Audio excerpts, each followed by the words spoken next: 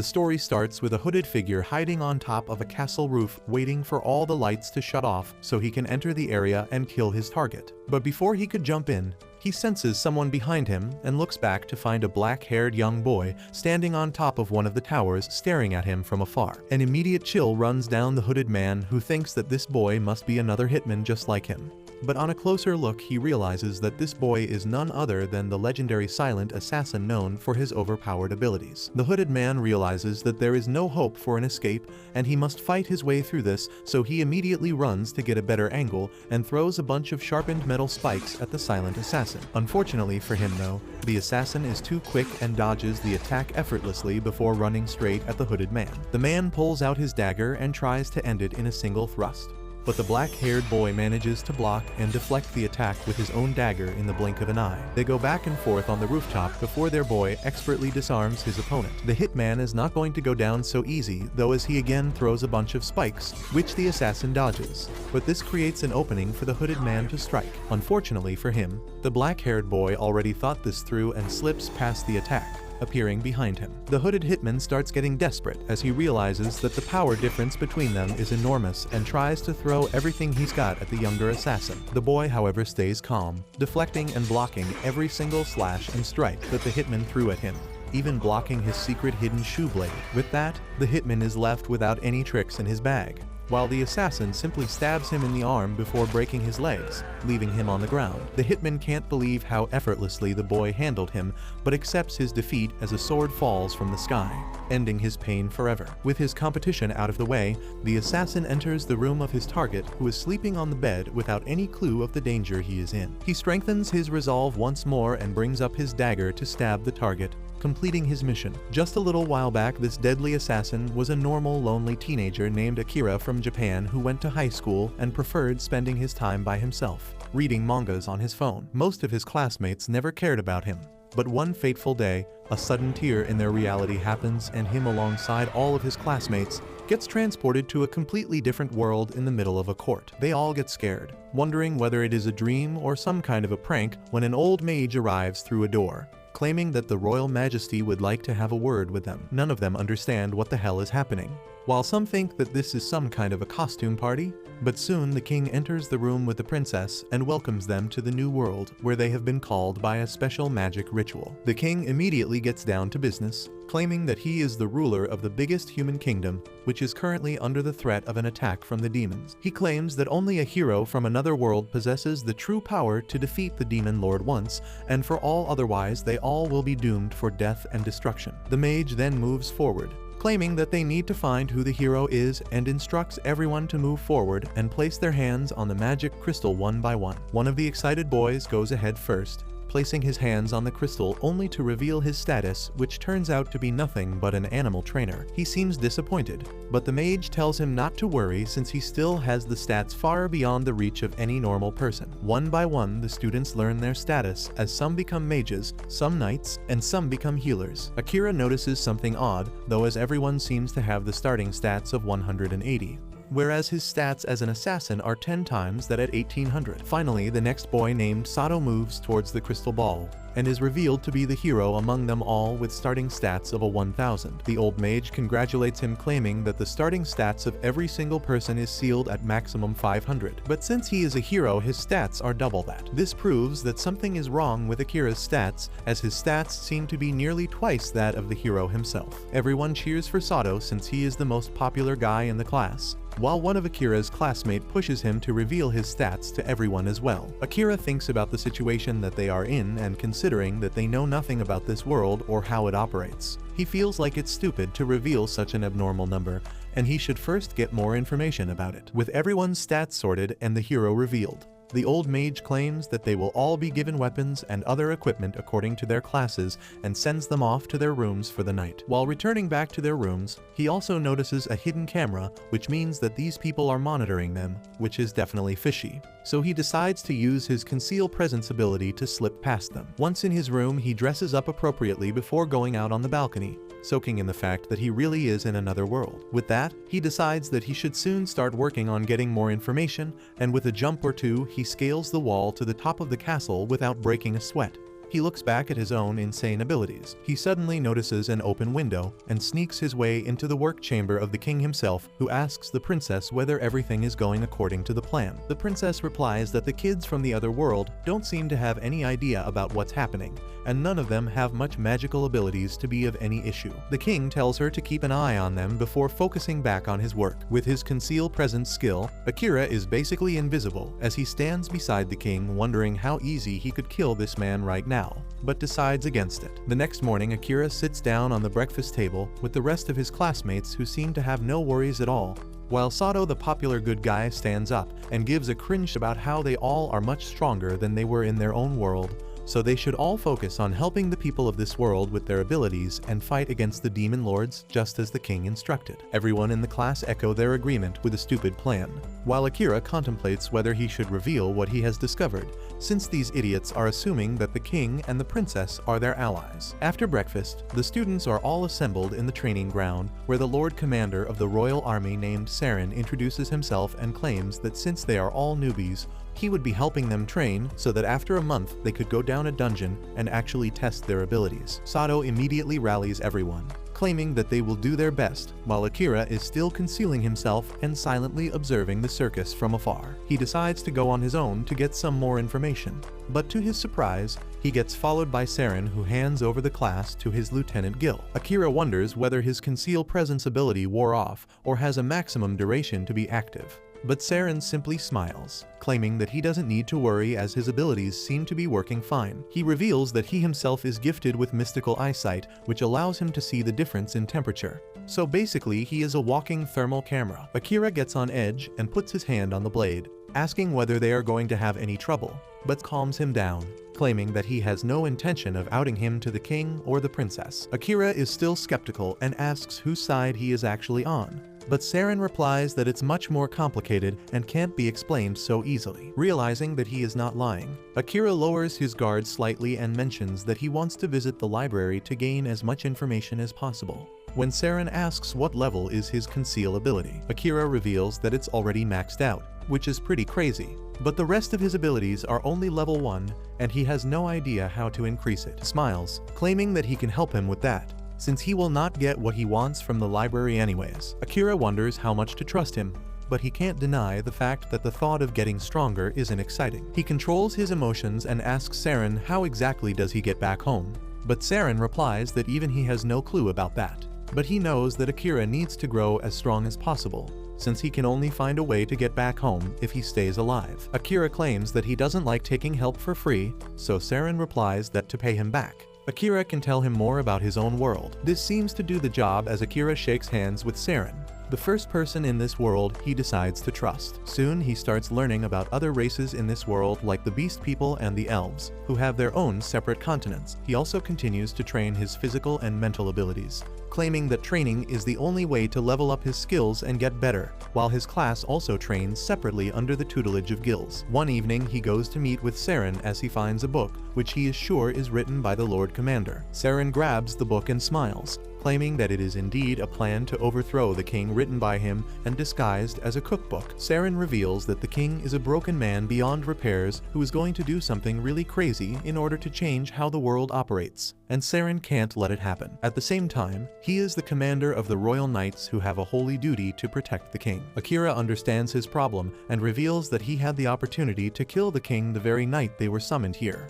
but he couldn't bring himself to use his dagger. Saren replies warmly that he made the right decision, as just because he is an assassin doesn't mean that he has to commit murders. Finally, a month passes by and the heroes are all ready to enter the dungeons and are greeted by almost all the city, clapping and cheering for them. In the distance, however, Akira notices a hooded girl glaring at them, so he uses his skills to appear behind her, catching her off guard. He asks why is she staring at them with such rage, and the blue-haired girl replies that everyone in the city is hailing him and his mates as the heroes, but she knows the sacrifice which was made in order to summon them here. Akira admits that he has no idea about any sacrifice, but just like an NPC, she tells him to figure it out by himself and moves away. Soon they enter the dungeon, where monsters are appearing from every corner, and every single stone seems to be a trapdoor revealing even more monsters. The students all look tired and weak, while Akira wards off as many attackers as possible. Before asking Saren whether they should return, Saren replies that they have done well enough for the day and uses his divine skill to clear a path in front of them. Gil instructs them all to run towards the exit, but they all find themselves still underground and blocked by a bunch of monsters. Suddenly, the cringelord Sato remembers the smoke bomb the princess gave them, claiming that this will ward off the monsters, so he throws the bomb towards them. But to his horror, a minotaur emerges from the smoke. Gil arrives at the scene, shocked to see a minotaur at the upper floor, as they are supposed to be much deeper in the dungeons. Akira immediately jumps into action, dodging the blow, and jumping on top of the minotaur, stabbing him in the head, but to his surprise, his dagger snaps into little pieces, forcing him back. Sato stays on the ground, too weak to lift his sword, but Akira tells him to stay back as he is supposed to be the hero who defeats the Demon Lord. Commander Saren arrives at the scene, realizing how bad of a situation they are really in when Akira suggests he use his special ability and leave the rest up to him. Saren tells him that it could be dangerous, but after seeing the resolve in Akira's eyes, he decides to go ahead and cast the spell. Immediately, a huge lightning bolt shocks the Minotaur while Akira positions himself behind the monster, ready to strike. Akira activates his shadow magic and sends sharp spikes made of pure darkness towards the Minotaur, who is still struggling with Saren's lightning bolt. However, the Minotaur manages to break free of it soon and targets Akira, unaware that he has already cast his spell. As the Minotaur swings his heavy axe towards Akira, his hand is pierced by the dark spikes. Akira pierces its body with even more spikes, and once he is confident that the Minotaur can't break free from them so easily, he starts pulling it down into the dark abyss under its feet. The Minotaur is swallowed by the abyss, and the spikes uproot its head right before it completely vanishes. Everyone is stunned to see that Akira managed to defeat such an incredibly strong monster. But then suddenly, his powers go out of control. Everyone panics as he tries to retract the shadow spikes, but luckily, Saren steps up to help him calm down. Thanks to his guidance, Akira manages to regain control of his power, deactivating his shadow magic. He feels lucky that he is still alive, and Saren tells him that he really exceeded his expectations today. Once they return from the dungeon, Saren thanks for saving everyone's life, but he doesn't feel that he deserves all the credit. He says that without Saren there to back him up, he couldn't have defeated the Minotaur, especially because he hadn't been able to cast shadow magic properly in training. Saren remarks that it is the first time he has heard about an extra skill called shadow magic, and he agrees that Akira can barely control the spell right now. He warns him to be careful about using it the next time, and then decides to give him a samurai sword that the first hero forged himself. Akira takes the sword and asks Saren why doesn't he give it to the current hero instead of him, and the commander replies that Sato already has the holy sword. However, the bigger reason is that Saren stole the sword from the royal treasury, and giving it to the stupid hero will get him arrested in no time. Akira gladly accepts the sword and then finds that there are some inscriptions near the hilt. The first one reads Yato no Kami, and in the next inscription, the first hero wishes that his sword may guide his successor in times of trouble. Akira says that he would have liked to meet the first hero. Talking about the hero, Akira remembers the curse that was cast on Sato and how they couldn't break it no matter how many times the enchanter tried. He feels something fishy is going on, and Saren has a theory about it. The person behind the curse is actually the princess, who is trying to turn Satu into her puppet using a dark magic ritual. However, Akira arrives there right on time and destroys the magic crystal she was using to perform the ritual. The princess gets mad and asks how dare he enter a woman's bedroom without her permission, and Akira simply points his sword at her, saying that a witch who curses other people is not a woman. He asks her why the hell is she doing this, and the princess replies that it is all for the sake of the king. Akira asks her why is she obeying the king, and the princess repeats the previous statement with eyes that seem devoid of life and reason. Akira realizes this too and leaves the room. But the princess has more magic crystals that she plans to use to curse the rest of the students. Meanwhile, Akira takes the crystal to Saren's place and tells him that he was right about the princess cursing Sato. Seems like it is not a new thing because Saren remarks that she has not yet given up on her evil acts. He asks Akira if he showed his face to the princess, and he affirms, saying that he wanted to have a proper conversation with her, but she was not very good with her words. Saren replies that the princess is no more than a puppet for the king right now, and then tells Akira to not sleep inside the palace tonight. Akira is curious about the reason, and Saren explains that the princess can curse anyone, but not him since he never revealed his status to her. That means she will try to get him killed instead, and Saren wants him to stay away from the palace. Akira asks if he is not going to scold him for carelessly showing his face, and the commander replies that teenagers are supposed to be impulsive and reckless, and it is the duty of adults like him to cover it up. The next morning, Akira wakes up to a commotion coming from the palace, and once he reaches there, he finds a huge crowd gathered. He notices that Sato is freed from the curse and asks what is going on here. Sato replies that Saren is dead and Akira can't process that news. He runs through the crowd to see Saren's dead body lying on the floor with a dagger through his heart. Akira is devastated at losing his only friend in this world, but his classmates tell him to stop acting because they believe he is the killer. They point out that the dagger used to kill Saren belongs to him, and Akira reminds them that his dagger shattered in the fight against the Minotaur. However, no one is willing to listen to him, and they accuse him of being shady and untrustworthy ever since they all came here. Akira wonders if they are under the princess's curse, and he is proven right by the way they all blame him. Only Sato comes up to his defense, saying that they need to investigate the matter thoroughly. But the king declares that Akira will be executed for assassinating their beloved commander. He orders his guards to take him down, but Akira uses a skill to hide his presence and slips away unharmed. As the king sends his troops to search for him all over the palace, Akira goes to Gil, who reveals that the elite assassination unit killed Saren under direct orders from the king. The assassination squad is after him too, but Saren anticipated it, and he has prepared travel supplies in his room. Gil tells Akira to take the supplies and flee, and he thanks the vice commander before rushing to Saren's room to grab the items, but forgetting a smaller pouch in a hurry. At night, the king talks about how Saren went down more easily than he thought, and now there is no one who can oppose them. The princess tells him that the brainwashing of all the students except the hero is complete, and now they just need a reason to start a war with their neighboring kingdoms. The king is pleased to hear this, and he tells the princess to dispatch the assassins after Akira to make sure that he doesn't survive long enough to become a threat to them. Meanwhile, Akira is hiding in the dungeon because Saren once told him that it is the best place to avoid people chasing after him.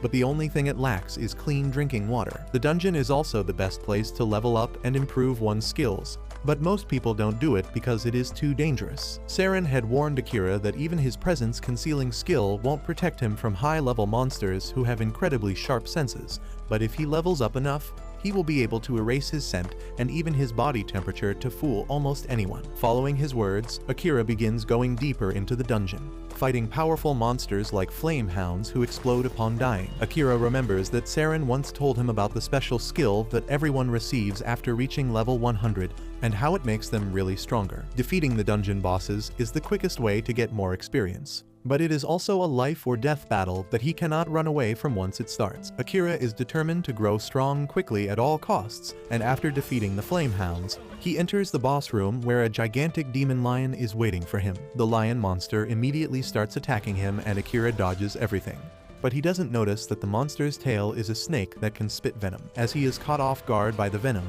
the monster stabs him with its claw. Akira realizes that he is lucky to even be alive right now, but he doesn't plan to give up yet. As the lion flings him away, Akira decides to go all out and unleashes his shadow magic. The dark spikes immediately pierce the monster and rip it to pieces, but Akira can't control it for long as he passes out. However, a male voice comes from inside him, saying that the master has taken too much damage, so the shadow magic will be activated forcefully. The shadow quickly moves closer to his body and enters healing mode, using the mana stored in his shadow magic to heal his injuries. Back in the palace, Sato tells his classmates that they should head out to defeat the Demon Lord now, but most of them tell him that it is not the right time since the Knight Commander just died. Sato insists that they need to start moving now or it will be too late, but most of the students are under the curse and they tell him it is pointless. Sato declares that he will go alone in that case, but fortunately, there are some people who are willing to come with him. Sato doesn't understand why they would choose to follow him when they are cursed,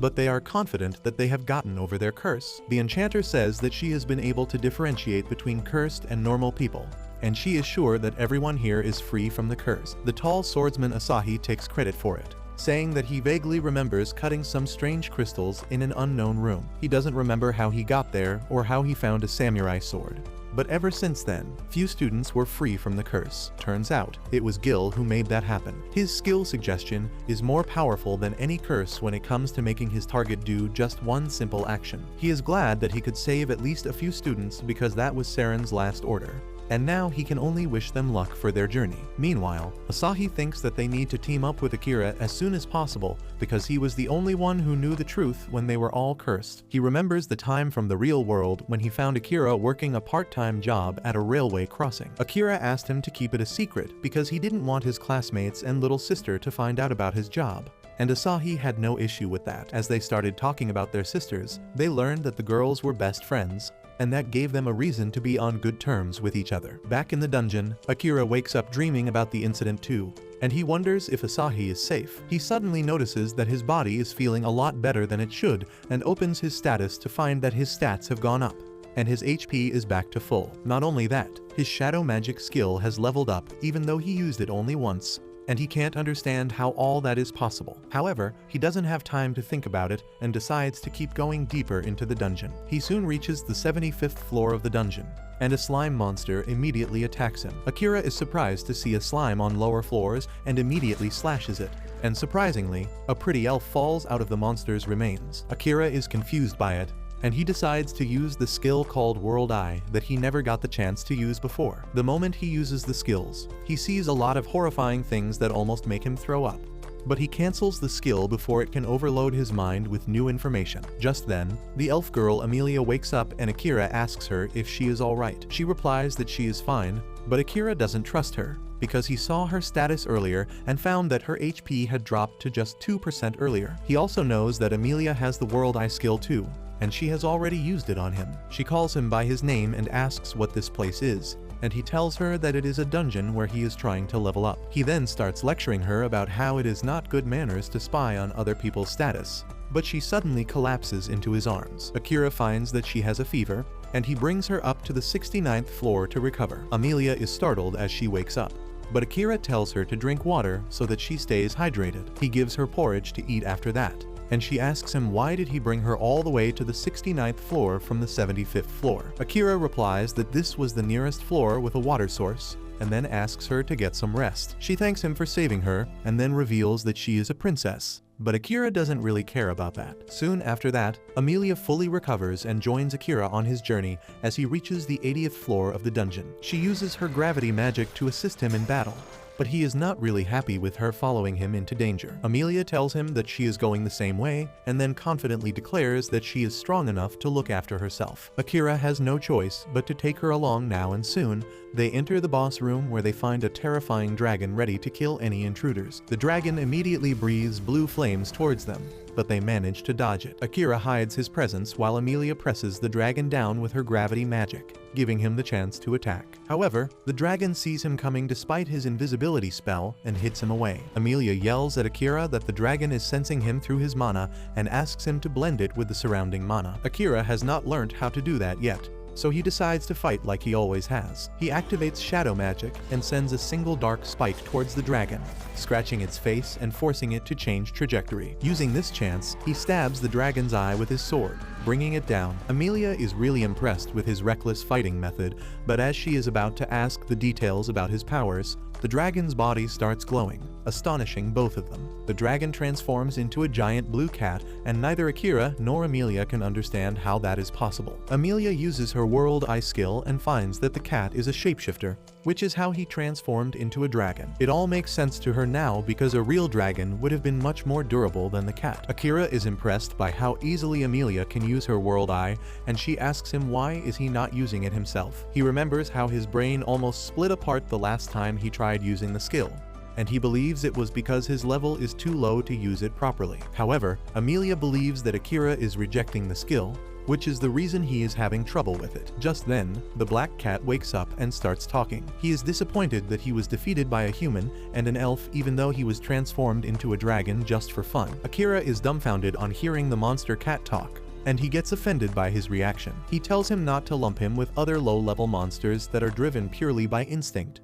because he is a being of superior intellect created by the demon lord himself. Akira replies that it doesn't make any difference because after the last hit, the cat won't be able to fight back. The black cat doesn't care about dying, but he has a message for Akira before he dies. He stands up and begins radiating a menacing aura, telling Akira that the demon lord waits for him in his castle situated deep within the demon continent of Volcano. That message makes Akira suspicious, and he asks how does the demon lord know about him and why does he want him to come to his castle. The black cat replies that the demon lord is a being far beyond his understanding, so he can't tell him anything else. He then lies on the ground, telling Akira to kill him, but he refuses. The cat tells him to stop pretending to be cool because humans consider all demons and monsters their enemies, so it makes sense for him to kill him already. Akira doesn't agree with him because for him, the true enemy is the king, and he doesn't believe his words that demons are their enemies. However, Amelia reminds him that the door of the boss room is not going to open unless they kill the boss or the boss kills them. The black cat agrees with her, asking Akira if he is planning to starve to death here. He asks the reason why he doesn't want to kill him, and his answer is simple as well as astounding. He replies that he is a cat person, and unlike other monsters, the black cat can talk to him. He believes that there must be a loophole that allows them to leave the boss room without killing the cat, and Amelia recalls that there was another way to do so. She says that if Akira forms a pact with the black cat and accepts him as his familiar, he will stop being recognized as a boss monster, and the door will open. The black cat laughs at the idea, saying that only an experienced magic user with great control over mana can do the ritual, and Akira doesn't have what it takes. Amelia disagrees with him and reveals that it has already surpassed the limit needed to do the ritual. She reminds the black cat that Akira detached his mana from his body to confuse him earlier, which is something that only the first hero has done before. Amelia is confident that Akira can perform the ritual, but she is not sure if he will succeed. He asks her what happens if he fails, and the black cat replies that one of them will die, and in the worst case, both of them might lose their lives. Akira is willing to take that risk, and the black cat doesn't understand why he would do that. He tells him to go ahead because he doesn't care about dying, and Akira gets pissed at the way he acts so indifferent to living or dying. The black cat replies that living any longer won't bring him any joy, and Akira decides to talk sense into him later. He asks Amelia how to conduct the ritual, and she reveals that the first step is to give the cat a new name. Akira names him Night because of his beautiful fur that reminds him of the night sky. The cat doesn't react to the name, and then Akira moves on to the next step, which is pouring mana into its paw. Amelia warns him that there is no turning back after he starts pouring mana, and if he fails to control the cat, he might lose his life. Akira is confident that he will succeed, and as he starts pouring his mana into the cat's paw, he feels a powerful wave drowning him. He realizes that this is what's inside the cat. But then suddenly, he finds himself falling towards a burning city. Akira is horrified when he sees the gruesome sight, and then he notices Night rampaging through the city, killing anyone who tries to escape. He tries to stop Night, but he attacks him with his dark mana, dealing serious damage to him. As Akira gets back on his feet, Night tells him to stop hesitating and kill him, because that is the only way he can get out of this place alive. Akira still can't bring himself to attack the cat, so Night starts attacking again, hitting him with his powerful claws. The damage Akira takes in the dream world begins affecting his body in the real world as well, and he finally decides to fight back. He throws his dagger at Night, who easily deflects it, and then begins charging his dark power to quickly finish the battle. Akira charges towards him, but instead of attacking, he lets himself get stabbed by Night's claws. The black cat is dumbfounded by his action and asks what the hell is he trying to do. Akira replies that he doesn't want to kill him, and he knows that Night doesn't want to kill anyone either. Night replies that he is a monster, and even if he is intelligent, his instinct keeps telling him to kill anyone in his way. Akira knows that Night is sick of killing others, so he says that he doesn't need to fight against his instinct by himself anymore. He holds his claws, promising to watch over him and make sure that he doesn't have to do something like this ever again. Slowly, the dream world begins to vanish, and as Night begins trusting him, he turns into a normal-sized cat and finds comfort in Akira's arms. The sun rises in the dream world, turning into a reflection of the peace that Night is experiencing in Akira's arms. With that, Akira returns from the dream world, and as soon as he realizes that the pact ritual worked, He touches Knight to confirm it. A golden mark appears on the back of his hand, and then the red mark on Knight's forehead turns golden as well. Amelia explains that this is the mark of the pact being successful, and now Akira's soul has been linked with the cat. Knight wakes up too and remarks that now he is curious to see how far Akira will go. He accepts him as his master and swears his life in his service. Amelia introduces herself to him after that, and Knight replies that as his master's companion, she has his respect too. Just then, a magic circle appears on the floor, signifying that the boss has been defeated, but Akira seems to be lost in thoughts. He says that he would like to move to the next floor already, but Knight is wounded. Knight replies that the door will remain open until they use it,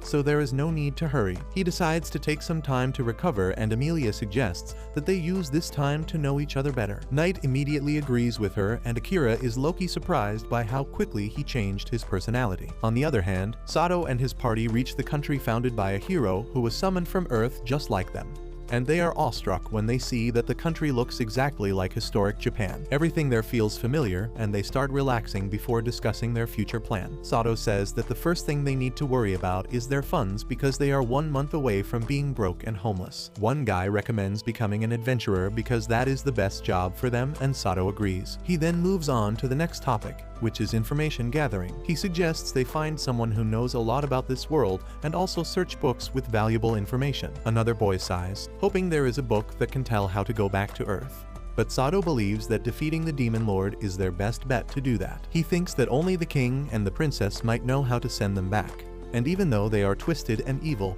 they need to win them over by defeating the Demon Lord. He declares that once they have enough funds and information, they will head straight towards the Demon Continent. But Asahi disagrees. He believes that they should regroup with Akira before heading to the Demon Continent, because his intuition tells him that Akira is growing stronger much faster than everyone else, and they definitely need him in their team. Some members agree with Asahi while others still think that he is the murderer of Commander Saren. A small argument starts between them on this topic, but the girls step up to mediate between them. They ask Sato his opinion on the matter because as the leader, he gets to make the final decision. Sato agrees with Asahi and believes that Akira is already stronger than them, but he doubts that they would be able to work with him. He says that Akira doesn't like getting involved with other people, and he still doesn't remember him even though they have been classmates since kindergarten. Everyone is shocked to hear this, and even Asahi agrees that Akira is not exactly a team player. Sato says that according to the legends, only the holy sword wielded by the hero can bring down the Demon Lord,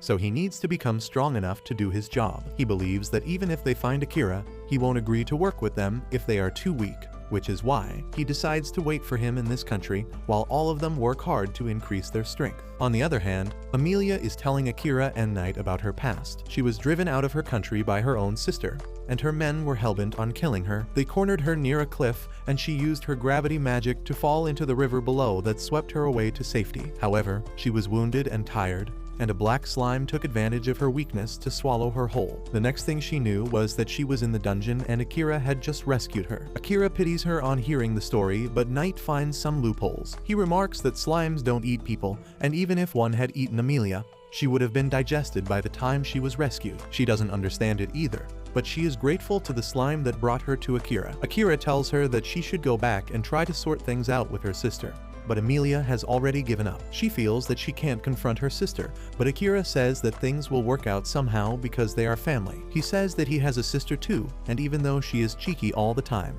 he still cares a lot about her. Amelia and Knight ask if he wants to return to his world to meet his family, and Akira affirms. But before that, he has something else to do. He begins talking about Saren, the man who taught him how to live in this world, and gets furious thinking about the people who killed him. He swears to kill the king and the princess for assassinating Saren, and his killing instinct makes Amelia and Knight shudder in fear. Amelia screams his name, snapping him out of his murderous fury. Once he has calmed down, both Amelia and Knight tell him that they know Saren's name as he was a famous knight commander. Akira realizes that the mood is too tense, so he whips out his glove and, driven by his cat instincts, Knight tries to catch it. Akira is glad to see the trick that worked on all the strays around his house works on a monster cat too, and Amelia wants to try it as well. Soon after that, Akira and Amelia start cuddling with Knight to enjoy the soft and fuzzy texture of his fur. Knight tells Akira to take it more seriously because their souls are linked, and if one of them dies, the other one will also die. Akira knows that already, but he is just glad that he got a cat familiar because he really likes cats. Amelia replies that she is jealous of him because she also likes cats. Once they are done fooling around, they decide to leave the dungeon. Akira asks Knight where the teleportation magic circle will lead them, but the cat has no idea about it. He says that only a handful of demons still know the art of making magic circles, and Akira decides to find them and make them work for him once he reaches the demon continent. Suddenly, Amelia remembers a story about the pale blue magic circles leading people to the place they desire, and if multiple people enter it, it reacts only to the wishes of one person. Akira says that it might create a problem for them, but Amelia assures him that she will go anywhere as long as it is with him. Akira doesn't think much about her statement as he steps into the magic circle. He wonders if it can take him back to his family, but pushes that thought out of the way because his vengeance comes first. With that, the magic circle activates and the group is teleported to a forest from where they can see a gigantic tree. Amelia goes into shock on seeing the tree that Knight recognizes as the World Tree. He says that they are in the Forest of Elves, and even though Amelia can't believe they ended up here, Akira thinks it is a good place to be. Suddenly, an elf hiding in the tree shoots an arrow at Amelia, but luckily, Akira notices it in time and moves her away from the arrow's path. He then charges towards the archer, deflecting his arrow with his dagger, and then quickly reaching behind him. He brings the archer to the ground and Amelia identifies him as Liam. Liam says that he didn't expect to find the traitor when he came to investigate the light at this location, and tells Amelia to run away if she values her life. Akira knocks him out because he is not interested in his yapping, but he realizes that he was too slow as the elves have already surrounded them. Amelia's sister Kilika is there to lead them personally, and she tells Amelia that she is going to die now that she has returned to the country willingly. Amelia remembers the past when everything was perfect. She was the crown princess of the kingdom of elves, and along with her fiancé Liam, she watched over her little sister Kilika, who was her pride and joy. However, that perfect life did not last long for Amelia, as Liam suddenly told her that he wanted to cancel their engagement. Amelia was saddened by this, but she told him to talk to her dad about this, because he was the one who set up their marriage. Just then, Kilika arrived there and told Amelia that Liam didn't want to marry her because she was the child of Blight. That was just the beginning of Amelia's misfortunes, and shortly after this incident, Kilika led the soldiers to hunt her down. Everyone called Amelia a criminal and tried hunting her down, but she somehow survived that and met with Akira. Now, she feels nervous standing in front of her little sister. She pleads with Kilika to not attack her and promises that she will leave the country immediately. However, Kilika has no intentions of letting her go this time. She keeps on cursing the nervous Amelia, till Akira steps up and tells her to shut her stupid mouth. Kilika asks him who the hell is he and why is he helping a criminal, and Akira replies that he is just her friendly neighborhood assassin who befriended her sister a few days ago. He asks Kilika what exactly has Amelia done to be treated like a criminal, and she removes her arm cover to reveal the damage caused to it by poison. Akira is shocked to see this, and Kilika tells him that Amelia gave her a poison disguised as a healing potion, and this is her crime. Everyone starts cursing Amelia for being a cruel bitch, and she mutters that she really gave her a healing potion. Kilika asks if she is accusing her of harming herself just to frame her, and Amelia falls silent. Kilika then walks over to Akira, thanking him for bringing a wanted criminal back to their country, and just as she gets close enough to him, she uses her special ability to mesmerize him. Amelia is too late to alert Akira about that as Kilika's spell is already complete. She is confident that now Akira has also fallen for her, and Amelia is left without anyone to save her. Amelia suddenly snaps at Kilika, telling her to undo her skill on Akira and apologize to him, because only he has the right to decide what he wants to do. Kilika is taken aback at this because she has never seen Amelia fight back. But then suddenly, Akira tells both the girls to chill out. He says that the mesmerize skill didn't affect him, and Amelia is delighted while Kilika is in shock. Knight says that mind control spells don't work on people who are at a much higher level than the caster, and this is true for Kilika and Akira. The elven princess refuses to believe that there can be anyone stronger than her. Akira says that he will accept that he is weaker than her after she admits that she poisoned herself to frame Amelia. Kilika gets pissed at this and commands the soldiers to kill Akira, who is ready to use his shadow magic to take them all down. Luckily, the king arrives there just then and commands all the soldiers to put their weapons down. Kilika is shocked to see him because he was supposed to be on a long business trip. The elf king asks her what the hell is going on here, and a soldier tells him that Amelia poisoned Kilika. However, the king shuts him up and asks his daughter to answer the question instead. Kilika falls silent as the soldiers under her control say that she did nothing wrong. The king immediately realizes that Kilika has mesmerized them, and he orders her to undo the spell immediately. She refuses to say anything, so the king tells her daddy is going to punish her later for being a bad girl. He then moves over to Akira, apologizing to him for Kilika's actions. He then tells Akira to immediately get lost because other races are not allowed in the Kingdom of Elves. Amelia tells the king that Akira rescued her from danger and helped her come home, but he does not care about that. Amelia gets mad at him and says that she will head out with Akira in that case because she doesn't want to be in his narrow-minded country. The king gets furious on hearing this and tells Amelia to stop thinking that she is free to do anything she likes. He tells her that she is the future ruler of their kingdom, and she is going to stay here to look after it. Amelia is intimidated, but Akira tells her dad that no one else has the right to make life choices for her, and he is willing to fight anyone who tries to take her rights away. Just then, Liam comes back to his senses, and on learning that Akira knocked out one of their finest warriors, he decides to give him a chance. He challenges Akira for a duel with Amelia's rights on the stake, and nominates Kilika to be his representative. Akira accepts the challenge and follows the king to the World Tree where the duel will be held. Amelia apologizes for dragging him into this mess, but he replies that he chose to do it himself. He then asks her about the whole child of blight business, and Amelia explains that when one child out of a pair of twins doesn't resemble their parents,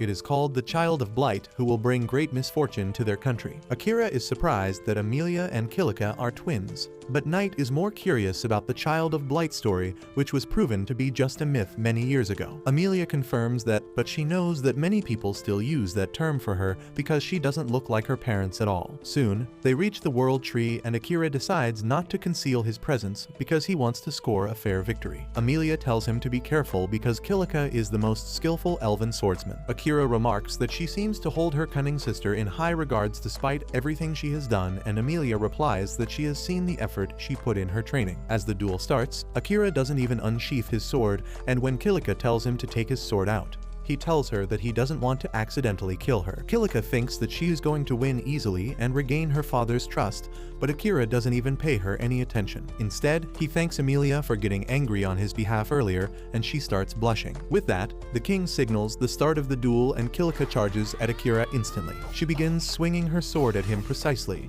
but he is faster than her and easily dodges her attacks. He sees that she is really quite strong and fast for an elf, but she still can't match up to his skills. He slips past her and pushes her away, but Kilika has an ace up her sleeve. She enchants her sword with wind magic and sends a powerful gust towards Akira, pushing him back. He somehow dodges it, but Kilika keeps pushing him back. He soon finds a chance to counterattack and kicks Kilika off her feet, and by the time she gets up, he is already behind her. Akira tells her to give up now and asks her to make up with Amelia because she still cares for her. Kilika refuses, declaring that she will never forgive her sister who took everything from her. She immediately launches another powerful attack, pushing Akira back, but he deflects the wind spell to the side, hitting the elf soldiers instead. Akira orders Knight to protect Amelia from the reckless attacks, and he transforms into his bigger version to block out the wind attacks. Meanwhile, Kilika yells that she has nothing left because her sister took it all away from her. She remembers their childhood when they were really close to each other.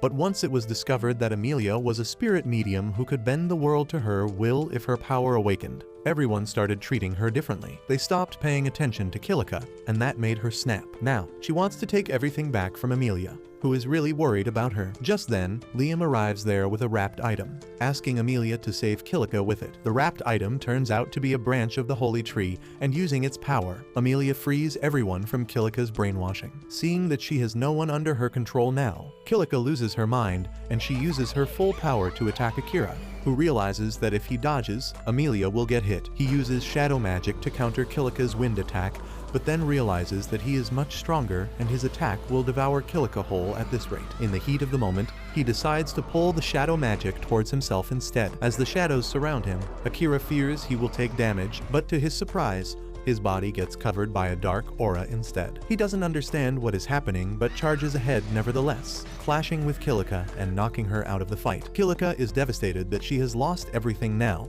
but Akira tells her to stop crying all the time because she is blind to the people who truly pay her attention. Just then, Amelia and Liam arrive there, and Kilika says that she must have underestimated Liam if her mesmerized skill wore off on him first. She says that he went straight to Amelia as soon as he was free, but Amelia tries explaining that that he was never under her spell in the first place. Kilika refuses to believe her and asks how they are going to punish her for her crimes. However, her father says that if anyone deserves to be punished, it is him. Kilika doesn't understand what he means, so her dad dispels the forgetting spell he had cast on her. Kilika regains her lost memories starting from childhood. She used to train hard to become stronger and decided to enter to level up. However, her father only had allowed her to go till the 3rd floor, and she was not confident if it could be good enough. One day, a shady woman offered her help to grow stronger quickly. She gave her a magic item that could summon stronger monsters that would help her level up quickly, and the innocent Kilika took it without thinking much. However, once she used the magic item, powerful orcs spawned in front of her,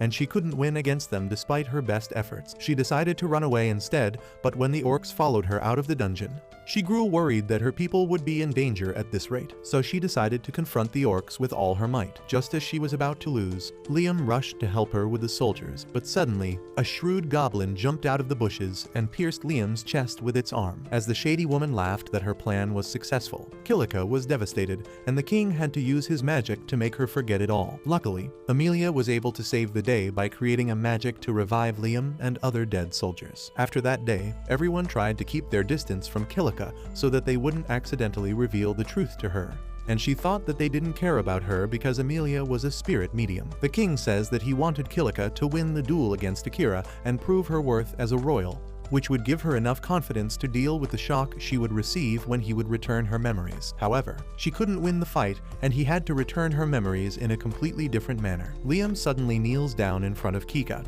saying that he didn't want her to harm Amelia, so he pretended that he was under her mesmerized spell and helped her exile Amelia. Kilika can't believe how that happened, and the king reveals that a leaf of the world tree entered Liam's body when he was being revived, so he is pretty much immune to all negative effects. Liam apologizes for not dealing with things in a way that would stop anyone from getting hurt, and Kilika realizes that she was in the wrong all along. She blamed everything on Amelia, even though she was the cause of trouble for everyone around her. She starts crying and curses herself, but Amelia tells her not to do that because she is amazing. The two sisters have an emotional reunion, and then the soldiers rush to check up on Kilika and treat her wounds. She is shocked to see that everyone cares about her, even when they are not under her control.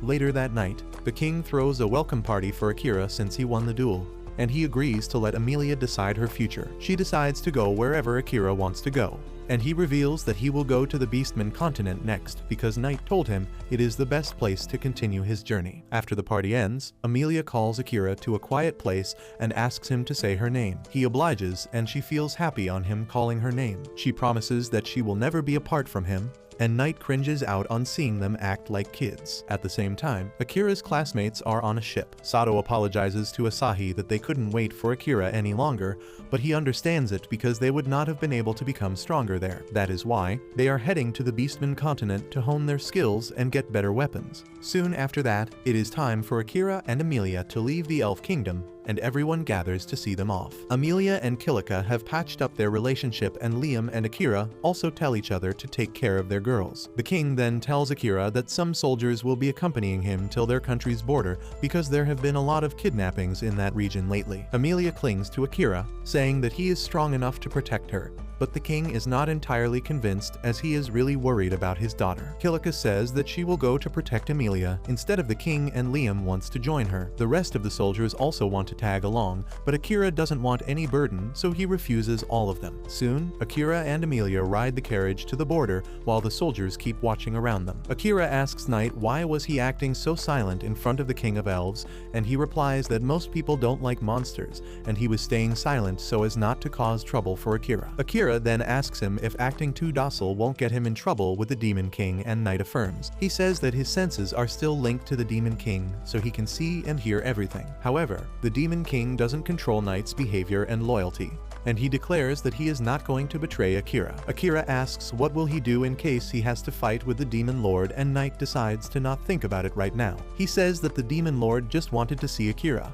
and Amelia suggests that he might actually want to become his friend. Knight supports her suggestion, saying that Akira was really cool yesterday and that must have gotten the Demon Lord's interest. He says that no one else can even use shadow magic, but Akira coated himself in it. Akira says that it is not as impressive as they think when suddenly His danger detection ability goes off. He orders the soldiers to stop the carriage and gets out to find that the kidnappers are waiting for them with a hostage. They threaten to kill the girl if Akira and his group make any moves and then hand them a rope to tie each other. One of the bandits recognizes Amelia, and he starts thinking about how happy their boss will be when they take the elf princess to him as an offering. While the bandits are distracted by this, Akira uses his skill to conceal his presence and then knocks out the bandits before they can even blink. When he returns to normal, the bandits are on the ground and Akira tells the soldiers to tie them up. In the meantime, Amelia frees the hostage, and then Akira interrogates the bandits, asking about their boss, whom they called Graham earlier. One soldier tells him that Graham is a royal in Uruk, the biggest nation of beastfolk. Akira tells the soldiers to take the bandits back to the capital because he can continue the journey on his own from this point. The soldiers tell him they have got orders to escort him to the port, but Akira manages to convince them to go back. Soon, they reach the port and board a ship. Akira tells his friends that as soon as they reach the beastfolk continent, he will get some good weapons and level up further. Amelia is surprised to hear that he still wants to grow stronger, and Akira replies that he won't leave any stones unturned to avenge Commander Saren. Knight tells him that the port town in the beastfolk continent has a dungeon, and he can level up there. However, reaching there will take them at least a few days, and in the meantime, they should just relax and enjoy the trip. As the ship sets out on its journey, Amelia gets excited to recreate scenes from Titanic. She talks about how she wants to do the Titanic pose with him, but he is a Sigma male who doesn't pay any attention to her. Instead, he decides to read a book that the king gave him as a farewell gift. Amelia curses her father for giving Akira that is distracting him from her, but he doesn't care about her opinion. He keeps reading the books throughout their journey, and soon, they reach the beastfolk continent. Their first stop is the port town of and Akira finds that only humans are doing the labor work here. He doesn't think too much about it and goes on his way, but then 3 small-time thugs corner him. They tell him to leave the elf girl and run away, and their attitude makes Akira realize that the beastmen discriminate against humans. He moves towards the beastmen, who underestimate him and rush ahead to give him a good whooping, but Akira uses his shadow magic to throw blobs of darkness at their eyes, stealing their vision. He then walks to the city where everyone seems scared of Knight. Amelia asks Knight if he knows anything about this, and he replies that people on this continent have a very good reason to be terrified of black cats. Soon after that, Akira and Amelia book a hotel room and enjoy a hearty meal. Akira decides to go to sleep, and Amelia tells him that their beds are a bit too big. She says that just one bed should be enough for both of them, and Akira is taken aback because he wasn't expecting her to be this direct. Knight decides to play the role of the wingman for Amelia, and he tells Akira that he is going out on a midnight stroll, so they should do whatever they want. Akira is left puzzled now, and Amelia happily hops into the shower for him. However, when she comes out of the shower, Akira has already fallen asleep, and she doesn't want to wake him up. She gently kisses him on the cheek and sleeps beside him. But turns out Akira was just pretending to be asleep because he didn't want to do anything with the dispo bitch. The next morning, Knight returns just in time as Akira wakes up. Amelia also wakes up in a few seconds, and then Knight tells both of them to get dressed because a guest is coming over soon. The guest is a goth beastfolk blacksmith named Crow, whom Knight called in to help Akira. Crow coldly replies that he couldn't refuse a summon from the nightmare of Alderia, and Amelia is curious about what it means. Akira, on the other hand, already has an idea what Crow is talking about, so he doesn't go into the details. He introduces himself, and the blacksmith immediately asks to see his weapon. Akira shows him the sword that is chipped at a lot of points, and Crow can immediately tell which dungeon he used it in based on the damage patterns. Akira is impressed and asks if he can repair it, and the goth beastman replies that he will do it for the right amount of money and raw materials. Akira accepts the conditions and then asks him to prepare 20 throwing weapons as well. Crow realizes that Akira is an assassin, but he feels that he is not mentally ready to handle his weapons without damaging them. Amelia gets mad on hearing this, but Akira tells her to chill because Crow is right. Knight agrees, saying that Crow might be a blacksmith now, but once upon a time, he was the member of the hero's party. Akira and Amelia are surprised by this, but Crow doesn't want to dwell on the past. He hands Akira the list of the raw materials needed along with the cost of repairs. He goes away with that, and Knight tells Akira that Crow might have an arrogant attitude, but he is the most skilled blacksmith on the entire continent. Akira believes him, but he wonders how can he gather the required amount of money quickly. Knight tells him to hit the dungeon and hunt some monsters for that, and he can also gain some raw materials in the process. In the meantime, Amelia has been acting impatient, and she suddenly tells Akira that she is going to talk to Crow about something. He tells Knight to go with Amelia while he gathers some information in the meantime. Amelia follows Crow to his workshop, and he coldly asks her what does she want. Amelia says that the previous hero's party failed to defeat the Demon Lord, and only the hero and the beast folk returned. Crow thinks she wants to ask about the elf who was a member of their party as well, but Amelia is not interested in that. Instead, she wants to learn how to fight from Crow, because obviously, he was strong enough to escape from the Demon Lord's castle. Crow immediately shoots down her request, telling her that he is no longer going to take any disciples. Amelia is surprised to hear this and asks if he had a disciple in the past, and Crow tells her that he had many but no one could endure his training and they either broke or ran away. Amelia promises that she won't run away or break down. She wants to stay with Akira, but he is far stronger than her, and that is why she wants to train hard and reach his level. Crow still refuses her request and then turns to Knight, saying that he only accepted the request to repair his master's weapons and nothing more. Knight agrees to that and tells him that Amelia is not his master, so he can deny her requests. However, he is not happy that Crow addresses him as the Nightmare of Adoria every time. Crow says that he deserves to be called only that, and Amelia can't contain her curiosity now. She asks Knight what are they talking about, and he tells her that 100 years ago, Adoria was the most prosperous city on the Beast Folk continent. The Demon Lord commanded him to attack it in retaliation for the Beast Folk invading his territory. His goal was only to cause some damage and scare those in the power, but his monstrous instincts overpowered him, and he went berserk, thoroughly destroying the city. That day, he earned the nickname Nightmare of Adoria, and black cats became a symbol of fear throughout the continent. Akira hears the entire story because of his telepathic link, and he feels bad for Knight now. On the other hand, Knight tells Amelia that because of that incident, he was so shaken mentally that he felt there was no point in living any longer. However, after meeting Akira, he has moved on from his shameful past, and now he wants to live for the sake of his new master. Crow scoffs on hearing that, but he tells Knight that he has no grudges against him. He continues the story that Knight was reciting and tells Amelia that soon after the incident, he went to a memorial to pay respect to the victims of Knight's attacks. Surprisingly, Knight was there too, and they both recognized each other. That time, Knight told Claw to strike him down if he wanted revenge, but the Beastman was not interested. He thought that Knight was nothing more than a tool for the Demon Lord, and it would be pointless to get revenge on him. However, he didn't want revenge on the Demon Lord, either because his real enemy was someone else. He told Knight that his sister lived in the city, but she did not die from his attack. She was among the survivors and was helping to rescue the injured people when the royal named Graham came there. He was in a hurry to leave the town because he feared Knight would return, and he was ready to blow through the fallen buildings to clear a path, not caring about the people stuck there. Crow's sister tried to stop him, but he kicked her away and then proceeded to blow up everything in his way, killing everyone in the area. Crow was enraged and wanted revenge against Graham, but he stopped himself because he thought his kind sister wouldn't want it. Amelia calls him a coward after hearing his story, because she feels he is using his sister as an excuse to run away from conflict. He gets mad at that, but she reveals that she used to be the same, but then Akira gave her the confidence to confront her problems head-on. Crow can't hear any more of her virtue signaling, and she tells her to get lost. On the other hand, Akira goes to the dungeon and finds that the entry is restricted according to adventurer rank, as he thinks of concealing his presence to sneak in.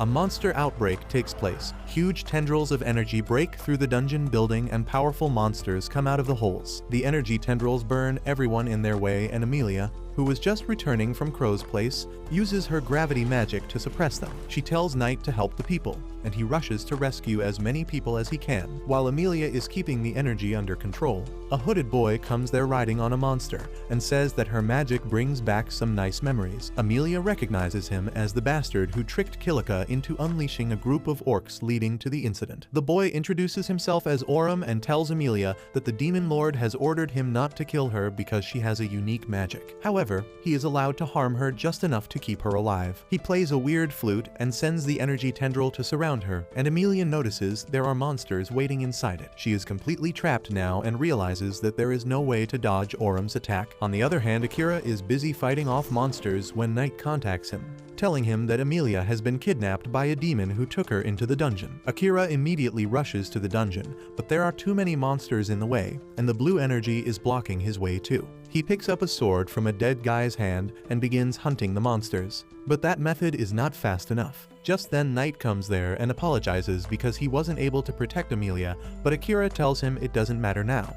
He tells him to get back because he is going to deal with everything at once. Knight immediately flies away, and then Akira unleashes his shadow magic to devour all the monsters and the blue energy at once. He feels overtaken by his rage and thinks that Amelia has become so important for him that he is feeling such intense emotions.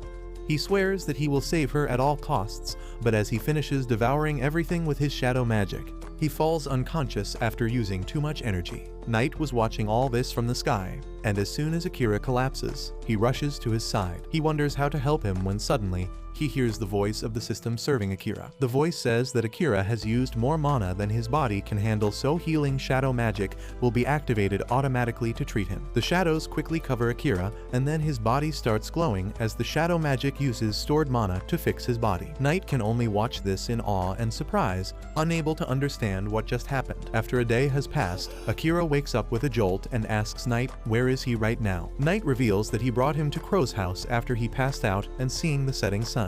Akira asks if he was unconscious for 5 hours. Knight tells him that he was out cold for 1 day and 5 hours, which is understandable because he used too much mana at once. He tells Akira that luckily, his shadow magic activated on its own and healed him because he would have died otherwise. He asks exactly what the shadow magic is, and Akira replies that he has no idea. He says it is not important right now because they have something bigger to worry about. He immediately goes downstairs where Crow is waiting for him. Akira thanks him for lending him the bed and asks to put it on the bill as well. Crow asks him where is he going, and Akira replies he needs to rescue Amelia as soon as possible. The goth blacksmith tells him that it has been over a day and Amelia might have already been taken to the demon continent. Akira declares that he will barge into the demon lord's castle then, but Crow asks him to calm down. Akira yells that he is calm but just in a hurry, and Crow asks how can he claim to be calm if he is forgetting his weapons behind. Akira snaps at him and says he doesn't have any weapons right now because they are undergoing repair, but Crow tells him to look at the table. He has snapped Akira's sword into 2 short daggers because they are better for an assassin. He also covered the raw materials and cost for repairing them because it is an emergency,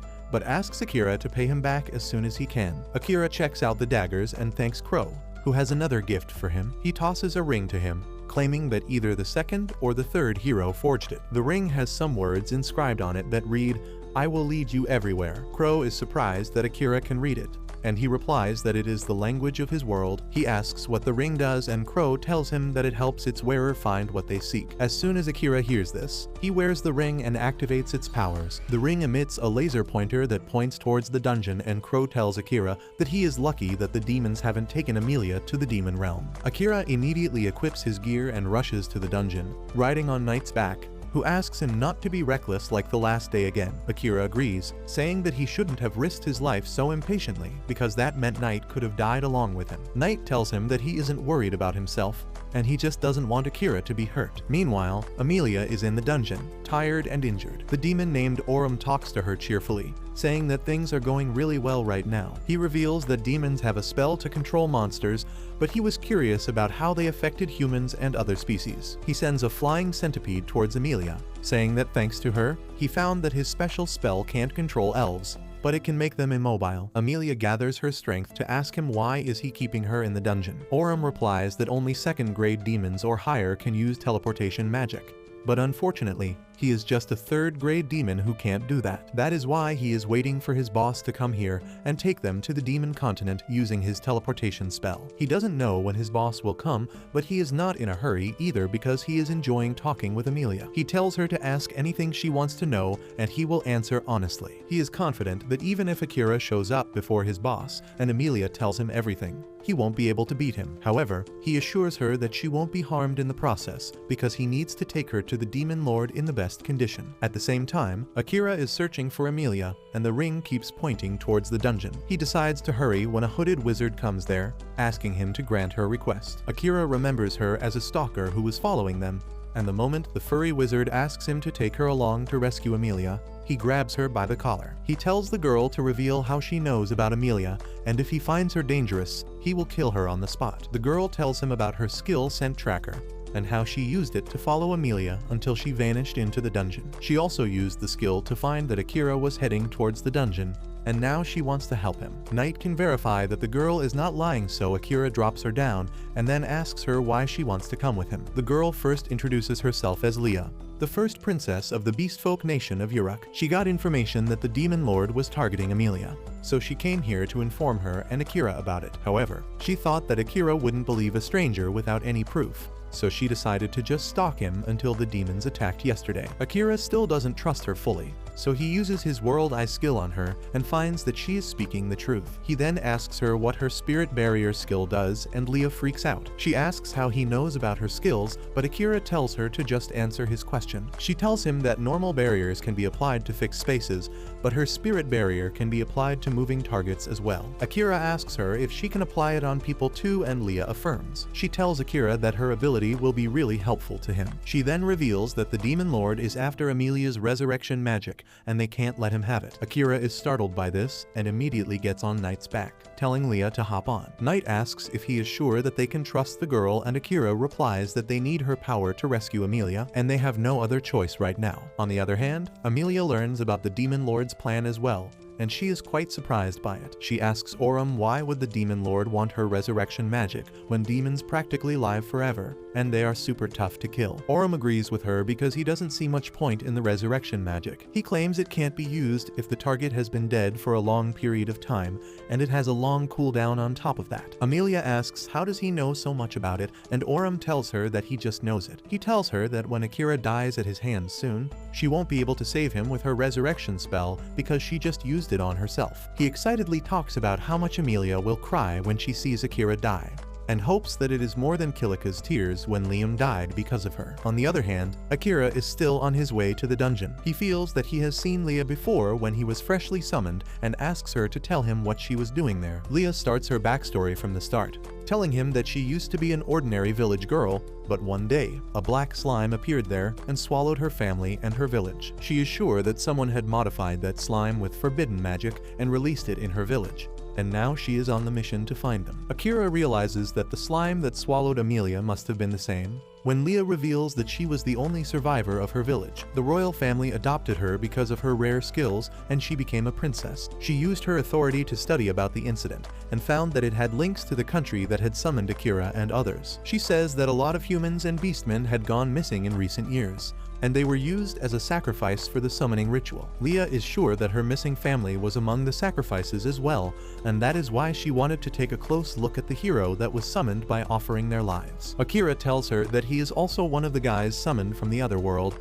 but Leah has no grudges against him. She only hates the king and the princess who were behind it, and Akira reveals that he has some deep grudges against them as well. He refuses to believe that the king summoned them to fight against the demon lord's invasion, and Knight tells him that he is right. He says that demons have not tried to invade any other country in the past century, and everyone just stereotypes them as an evil race that only wants violence. Just then, they reach the entrance of the dungeon, and once they reach inside, Knight tells Akira that they need to take down a certain number of monsters to clear each floor. This was the rule set in place by the first demon lord who created all the dungeons, and there is no way to bypass it. Akira says that doing it normally will take a lot of time, so he will use shadow magic to make it quick. Knight tells him that he will get exhausted before they even reach the demon at this rate, but Akira replies that they don't have another option. Knight says that he has another way to deal with the situation. He plans to take care of the smaller monsters while Akira saves his energy for the big fight. However, he is not sure if he can stay in control once he gets used to combat. He fears that he might hurt his master if he goes berserk,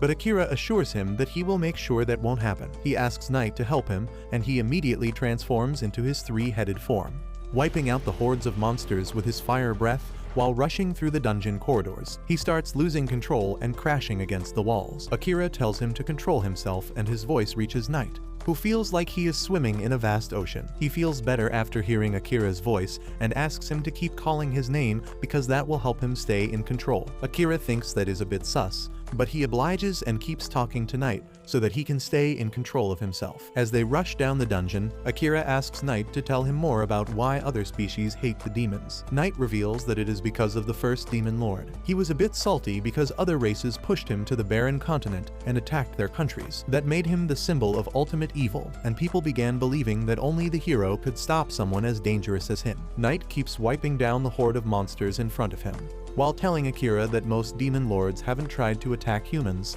but a couple generations ago, some fool who wanted to make a name for himself killed the wife of the demon lord. The demon lord was a pretty chill guy who loved his family, but when he lost his wife, he became a menace. Akira pities the poor guy, but thinks that if he really ordered his men to kidnap Emilia, he will make him pay for it. Knight has no problem with that, but he tells Akira to keep it in mind that not all demons are the same. Some are downright cruel and want to crush all other races, but others want to achieve peace with all species living on the planet. Akira tells him that he will remember that, and soon after that, they reach the room where Emilia is being held. Akira immediately tells the demon that he will take Emilia back and commands Leah to cast a barrier on her. Meanwhile, Knight turns back to his base form and Aurum says that he is impressed by the demon lord's right hand, who brought the assassin here so quickly. Knight doesn't pay him any attention and apologizes to Akira because he won't be able to help him for some time now. Even Emilia apologizes to him for dragging him into this mess, and Akira tells them both to chill out. He tells Emilia that he won't let anyone have her and draws his daggers. Aurum also summons his weapons,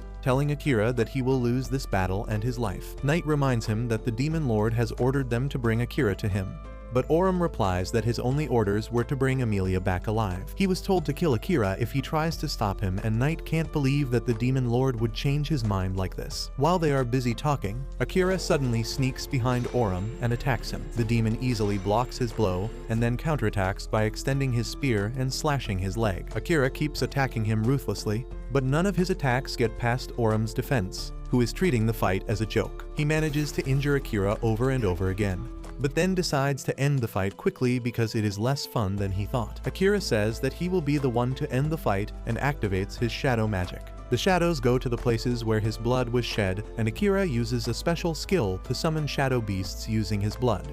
Everyone is taken aback on seeing this, and Aurum finds it hard to deal with the shadow beasts attacking him from all sides. While he is busy handling the shadow wolves, Akira rushes towards him and slashes his arm and leg, causing him to drop his weapon. However, Akira is also really exhausted now, and Aurum has more tricks up his sleeve. He plays his creepy flute, calling the monsters under his command to fight for him. Akira panics on seeing this because his shadow magic is still in cooldown and he doesn't know how to defend himself. The monsters charge their ultimate beam to destroy him in one go, but Leah uses all her power to create a big barrier around Akira before she collapses. The barrier first absorbs the attacks of the monsters, and just as they try to switch to melee, it reflects their attacks at them, blowing out their heads clean. Immediately after that, Emilia walks over to Akira, telling him that she can move now because Aurum has been weakened. She hides behind him, and Aurum says that he is disappointed in himself. Akira points his dagger at him, but hesitates in dealing the finishing blow. Aurum tells him to hurry, teasing him about being an assassin who can't even kill his defenseless target. While Akira wonders how can he kill someone who looks like a human, Aurum's boss teleports there. He is not happy to see that Aurum lost, but now Akira and his friends are terrified because they know they can't beat a second-grade demon. Knight tells Akira not to fight the demon head-on, and he agrees, saying that he is not going to make any reckless moves. Meanwhile, the nerd demon traps Aurum in a magic ball and throws him aside, saying that he should rest because he can't fight now. He then moves ahead to face Akira and uses a spell that shatters the barrier around him instantly. Leah can't believe that her barrier was breached so easily, but Akira tells her to stay on the ground because it is dangerous. The demon tells him to relax because he is not after Leah. Instead, he attacks Emilia with his weird power and knocks her out. Akira freaks out on seeing this, but the demon tells him that he just put her to sleep so that she is easier to carry to the demon lord's castle. Akira is furious and gives the demon a death stare, but in return, the demon taunts him to attack if he dares. However, despite his anger, Akira knows that he will get himself and everyone killed if he challenges the demon. He wants to get Emilia out of the danger zone first, but the demon is prepared as well. He immediately casts barrier magic at all the doors because he knows Akira plans to run away. Knight asks Akira what does he plan to do now, and he replies that he can't fight at full strength right now because he just used his shadow magic. He wonders if there is any way to get out of this sticky situation when the nerdy demon asks him if his name is written as it is pronounced. Akira realizes that only a Japanese guy can ask that question, and the demon immediately confirms his doubts. He reveals that he was also summoned to this world from Earth, even though it was in a different manner than Akira. The nerd introduces himself as Mihiro, and Akira doesn't understand how a human can be on the side of the demons. Mihiro doesn't bother giving him the answers, and he declares that he will kill Akira and take Amelia with him. He shoots a bolt of dark energy towards Akira, who dodges it but doesn't see the energy bolt changing direction and hitting him from behind. Backed against the corner, Akira gets desperate and charges towards Mihiro, who keeps pushing him back with his abilities. He then shoots some fatal attacks at Akira, who activates his shadow magic to cover the exact parts of his body that Mihiro targeted. Mihiro realizes that Akira can't use his ultimate move properly because he doesn't have enough mana. He wants to fight him at full strength, but decides to prioritize his job over his desires to fight. However, before he can attack, Knight gets up and tells Akira that he has replenished some of his mana because of the break. Mihiro asks him if he has really changed sides, and Knight affirms, declaring that he does not plan to return to the Demon Lord's side ever again. He then talks to Akira through telepathy, asking him to nullify their contract because he is going to use a suicide attack to take Mihiro down with him. Akira, however, refuses to let Knight do that. Mihiro notices that they are talking through telepathy, but like every other anime villain, he decides to let them finish their planning before resuming the fight. Akira tells Knight that they can't win alone, but if they combine their power, they can take down Mihiro. Knight figures out that he can't convince Akira to back down, so he decides to help him out as best as he can. He uses his shape-shifting abilities and transforms into Saren, shocking both Akira and Mihiro. Knight claims that this is the only form he has that can keep up with Mihiro, but he also tells Akira that he can't maintain this form for long, and they need to end the fight quickly. Mihiro immediately attacks them,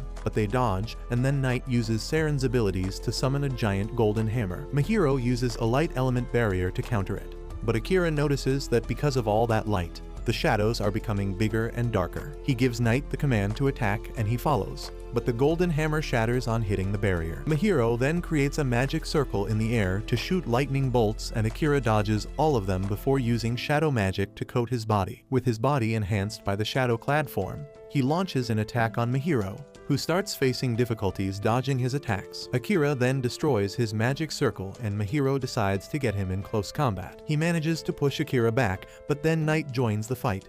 He keeps pushing Mihiro back using the skills he copied from Saren. Akira joins the fight as well, and together, they push Mihiro against the wall. Akira begins thinking that if Saren was alive, they would fight together just like this. He gets nostalgic mid-fight, but manages to slash Mihiro's back and corner him. Knight tells him that his shapeshifting will wear out soon, and Akira tells him that he will finish the fight with the next move. However, Mihiro tells them that they are not going to win anytime soon. Akira is ready to prove him wrong when suddenly, a hand pierces his chest. He turns around and finds that it was Amelia who stabbed him under Mihiro's control. Just as the control wears off, Amelia realizes what she has done. She is horrified on seeing her blood-stained hands, and as Shiro falls to the ground, everyone loses all hope of getting out safely from the dungeon. Amelia keeps apologizing to Akira as Knight returns to his original form and runs to his side. Akira tells Amelia that it is not her fault, and then remarks that it must be because of the first spell that Mihiro hit her with. Mihiro affirms that, saying that his spell can turn anyone into his puppet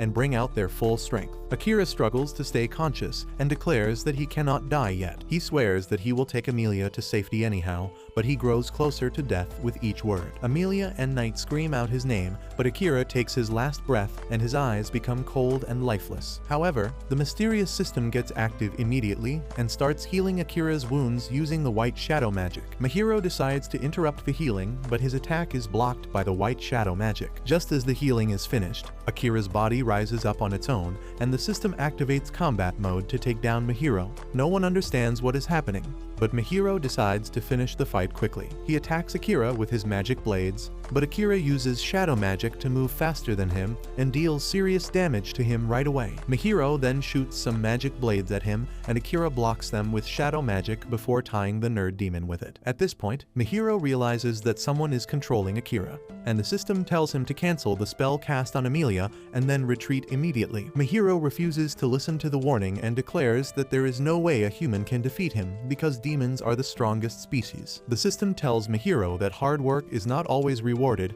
but it can pay off sometimes, so no one should give up without trying everything they can. Mihiro is not in the mood to be lectured by him, so he launches an attack on Amelia, who cannot move from her place. Akira's system deactivates just then, and he rushes to shield Amelia from the falling attack. However, the attack is cancelled before it can hit him, thanks to Crow, who arrived on the scene just then. Mihiro is shocked to see him because he knows that Crow is over 100 years old and he doesn't look that old. Crow admits that he is not in his prime, but he can still wipe the floor with him. Mihiro realizes that he is not bluffing, so he acts like he is going to retreat because he doesn't want a long fight. Crow lets him act tough and allows him to create a teleportation magic circle that leads him back to the Demon Lord's castle. Leo thanks Crow for coming and says that she thought he would not show up, but he tells her that he was getting bored in his forge. Akira asks Crow how does he know both the demon and Leah, and the Goth Beastman tells him to get some rest before asking questions. Akira passes out immediately after that, and when he wakes up, he finds Amelia next to him while Knight is sitting on his belly. He asks how long he was unconscious and Knight tells him that he was unconscious for 3 days this time. Just then, Crow enters the room and Akira thanks him for saving everyone's life. He also asks about Leah and Crow replies that he sent the princess back to the capital. With that, he calls some guests inside and Akira is dumbfounded to see that it is Sato and Asahi along with Saren's deputy Gil. He asks how can they be here and Gil replies that he and Crow go way back like Trump and Clinton. He informs Akira that the hero's party is leveling up and growing stronger smoothly, and they came to the Beastman continent to get good weapons for them. Asahi gets emotional on seeing Akira again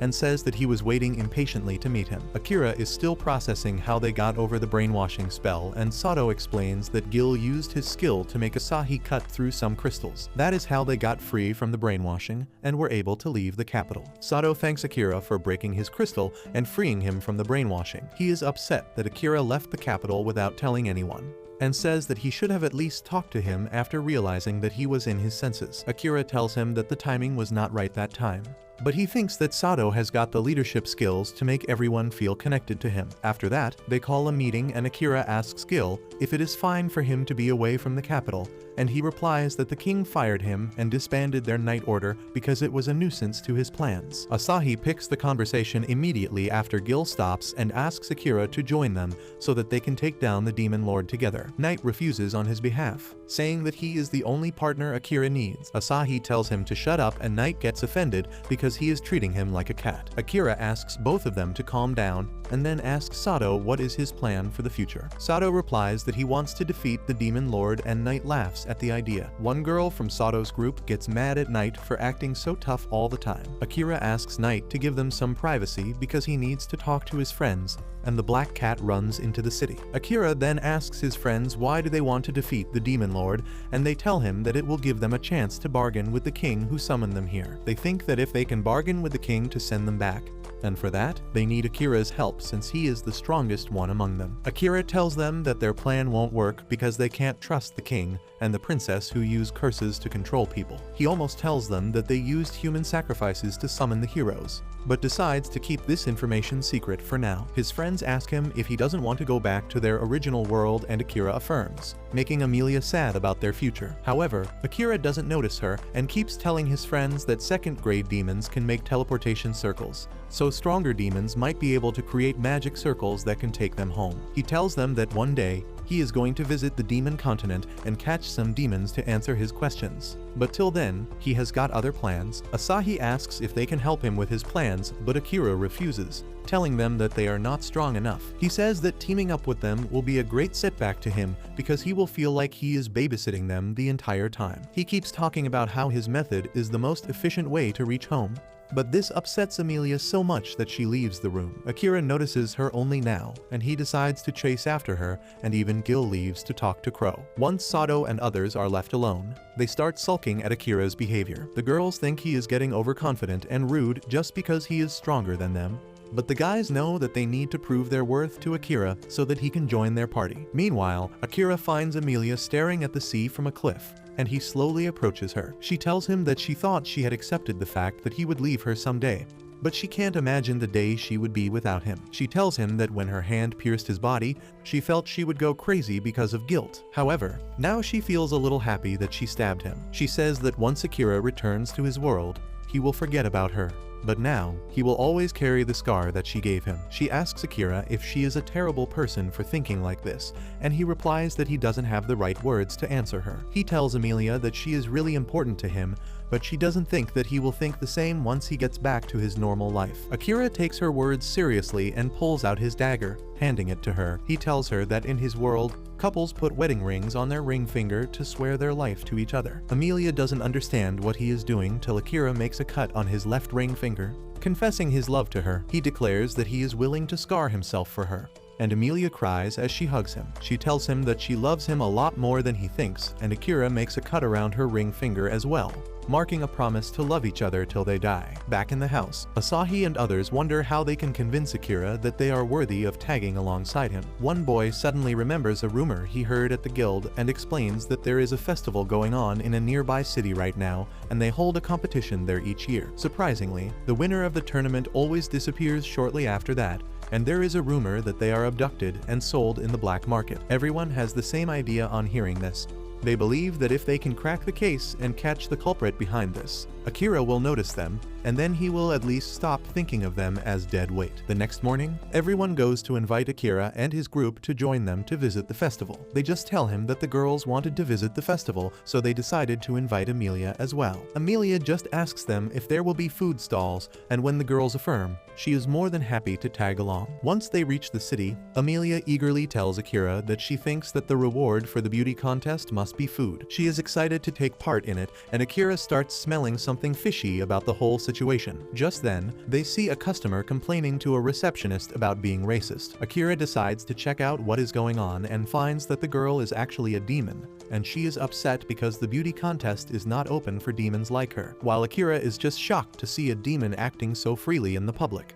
But Knight realizes who the demon girl really is. She introduces herself to Akira as Laddie, and he is shocked because he doesn't feel any hostility or pressure from her. Laddie suddenly clings to him and asks him to intervene on her behalf, but just then Emilia walks up to them and separates them. After that, the receptionist tells Emilia to present a proof of identity if she wants to take part in the beauty contest. Emilia gives her name tag, and the receptionist is shocked to see that she is the Princess of Elves. The receptionist rushes to register her name, and then Emilia goes back to Akira and lectures him about flirting with another woman when he just promised to stay with her forever. Laddie apologizes for creating misunderstanding between them and then heads back to the receptionist, asking her why only demons are banned from the contest when humans and elves are allowed. While she is bitching about the rules, Akira is still apologizing to Emilia, who tells him that it is alright as long as he doesn't flirt with the demon girl. Akira tells her that he never flirted, and then he decides to intervene in the quarrel between Laddie and the receptionist. He asks the receptionist to let Laddie take part in the contest, and if she does anything funny, he will handle her. Laddie thanks him for backing her up, and even the receptionist decides to let her take part in the contest since the companion of the princess is taking responsibility. Just then, Laddie notices Knight, and he coyly greets her, telling her that he goes by the name Knight now. Laddie smiles on learning that Knight has signed a contract with someone. On the other hand, Akira is surprised to see that they both know each other, but Knight says that he will tell him everything later. Meanwhile, Laddie and Emilia hit it off on the topic of visiting the festival together. In the market, Laddie begins appealing to random people and asks them to vote for her in the beauty contest. The people are shocked on seeing a demon openly revealing their identity, but Laddie doesn't shy away despite that. She gives her autograph on one man's shirt, telling him that she wrote it in the script of the first hero. The man is so blown away by her confidence that he accepts the autograph, and then Laddie tells everyone to form a line for handshakes and autographs. Some of Akira's simp classmates decide to join the line as well, and he is quite taken aback at Laddie's odd behavior. Knight tells him that Laddie is really weird, and Emilia replies that even though she is a demon, she doesn't give any bad vibes. As Akira is thinking about how Emilia is pretty weird herself, he notices some girls staring at him and giggling. He turns towards them, and the girls run away screaming, saying that the silent assassin just looked at them. Akira doesn't understand if the girls really were looking at him, and Crow affirms that. He says that Akira has become a famous man after he wiped out an entire horde of monsters on his own in front of the dungeon. Akira replies that it was indeed pretty flashy for an assassin, but Knight and Emilia tell him that it is what makes him special. Crow tells him that some people have started to call him the Dark Assassin and the Silent Assassin. He then suddenly remembers that the guild gave him a yellow tag to give to Akira after evaluating his actions during the demon attack earlier. He says that they decided to make an exception for his heroic actions and gave him a huge promotion out of turn. Amelia is happy for Akira and tells him that he can use the yellow tag as a proof of identity. Akira acts jealous because Amelia is at silver rank, which is much above him. But she replies that her sister is even stronger. She proudly tells Akira that Kilika is at gold rank, and there are only 4 gold tag holders in the world. Akira's classmates hear all this, and they tell him that they are also at yellow rank, and if he ever needs some tips about making a living as an adventurer, he should ask them. Akira is not interested, and just then, some girls call Amelia to have snacks with them. Sato also takes the boys away, saying that they should spend some time gambling. Once Akira is left alone, he orders Knight to go after Amelia and make sure no one gets too close to her. Knight immediately follows the order and walks towards Amelia, and all the people quickly clear the path on seeing the black cat. Akira finds that Amelia is talking to some of his classmates, and he wonders when did they become such close friends. Crow replies that they took 2 days to get to this city, and that must have been enough time for girls to bond. Akira then asks Crow why did he tag along with them because he doesn't look like the type to enjoy festivals. Crow asks him if he knows that he had a little sister, and Akira replies that he learned from Amelia and Knight. Crow says that the reason he has not tried to get revenge for his sister's death is not just because she wouldn't want it. It is also because he is too old now. Akira replies that he doesn't look old at all, and Crow replies that aging isn't visible for most beastmen. He claims that his strength has long vanished, and the man who killed his sister is always surrounded by strong bodyguards. As soon as Akira hears that the culprit is a noble named Graham, he remembers that it is also the name of the kidnapping mastermind behind the abductions. Crow then asks him why he thinks demons tried to kidnap Amelia as soon as he entered this country. Akira is shocked as Crow explains that Graham is probably selling information to demons because he can get information about anyone entering and leaving the city. Akira is furious on hearing that Graham was responsible for the attack on Amelia, but he asks Crow if he is sure about this. Crow tells him that he confirmed the news while Akira was asleep. He then reveals that he made Leah's staff, and the magic stone in it resonated with one of his tools when Akira was in danger, and that is how he was able to arrive in time to help him. Akira asks why is he bringing up that now, and Crow coldly replies that he wants to put Akira in his debt so that he can make a request from him. Akira is stunned to hear Crow's request, but he tells him to take his time to make his decision. Just then, Gil comes there and says that it is almost time for the beauty contest to begin. Crow tells him to just say his name to the organizers, and they will give everyone a nice seat to watch the contest from. True to his word, just mentioning Crow's name gets Akira and others a VIP seat to watch the beauty contest. Asahi says that it is nice that they get some privacy because Akira would get a lot of attention otherwise. However, Akira is coldly staring at the stage without even blinking. Suddenly, his friends find that they can get a closer view of the girls by pressing the crystal ball in front of them. When it is Amelia's turn, Akira starts smiling as he sees her, and Amelia winks because she knows he is watching her. After that, it is Laddie's turn, and she places some magic stones on the sides of the stage. The magic stones turn into disco light projectors, and then Laddie introduces herself to everyone. She asks them to vote for her, and Akira asks Knight if that silly girl is really a demon. Soon, the results for the contest are out,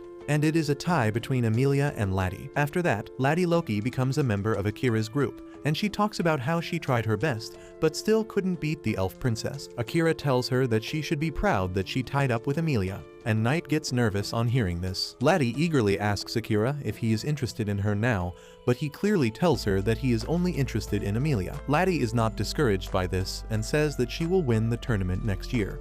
But Knight asks her not to attract so much attention to herself because her father won't like it. This makes Akira even more suspicious, and he asks Knight about the real identity of the girl. Knight nervously replies that Laddie is actually the daughter of the Demon Lord, shocking everyone. At the same time, the noble Graham is keeping an eye on Laddie and Amelia. He tells his guards that there is no reason to take action right now, but orders them to keep a strict watch on Amelia. He is happy that he is getting a chance to do what the demons couldn't, and this will surely profit him. On the other hand, Akira uses his World Eye skill to check Laddie's status window and finds that she has really insane stats. Amelia tells him that she always knew that Laddie was incredibly strong right from the start. She taunts Akira about not using his World Eye before she told him because some people can suppress their mana, and Laddie was using the same method to hide her true strength. Akira thinks about the horrible things he has seen through his World Eye and hesitates to give her an answer. Just then, Gil comes there and tells everyone that he booked some rooms for them. He asks Laddie if he should book a room for her too,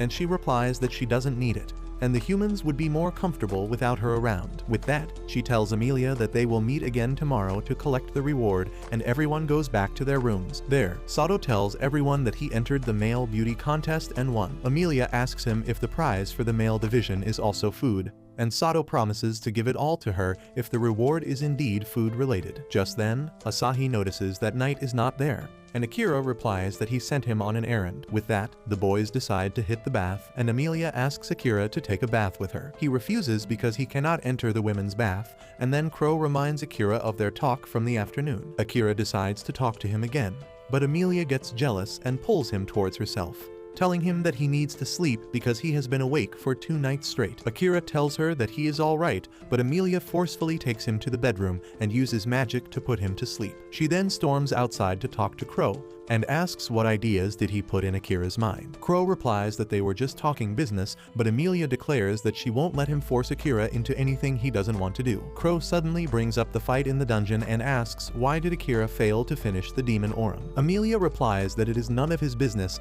but Crow says that Akira is weak right now, and the only thing that can make him mentally strong enough to kill someone is saving Amelia. This leaves Amelia shocked, and she wonders if Akira can really cross that line for her sake. The next morning, Amelia and Laddie head out to collect their reward along with Sato and others. Everyone is concerned about Akira sleeping for so long, but Asahi thinks that it is a good chance for them to take action and prove their worth. They soon reach the location of the reward ceremony, and surprisingly, it turns out to be an abandoned building. Everyone wonders what is going on, when a bunch of assassins suddenly pop out of nowhere and tell Amelia to come with them peacefully because Graham has summoned her. Amelia refuses to answer summons from a greedy bastard who didn't hesitate killing his own people to run from danger. The assassins declare that they will take her away by force in that case, and everyone gets ready to fight. However, Amelia doesn't give them any chance and uses gravity magic to pin the assassins down. She asks one of them about the reason Graham wants her, and the assassin replies that he doesn't know the details. However, Amelia can tell he is lying through the world eye,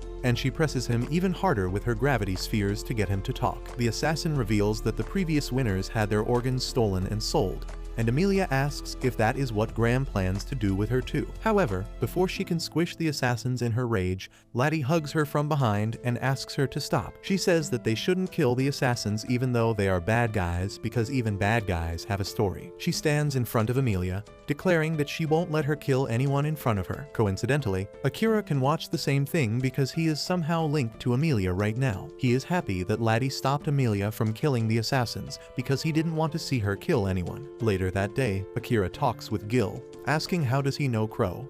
Gil replies that his mother used to be one of Crow's students, but she could not handle his harsh training and went insane. His father was already out of the picture, so Crow had to take responsibility for him and raise him on his own. Gil says that Crow is basically his foster father and he owes him everything. He also doesn't hold Crow guilty for what happened to his mother, and Akira thinks it is the right thing to do.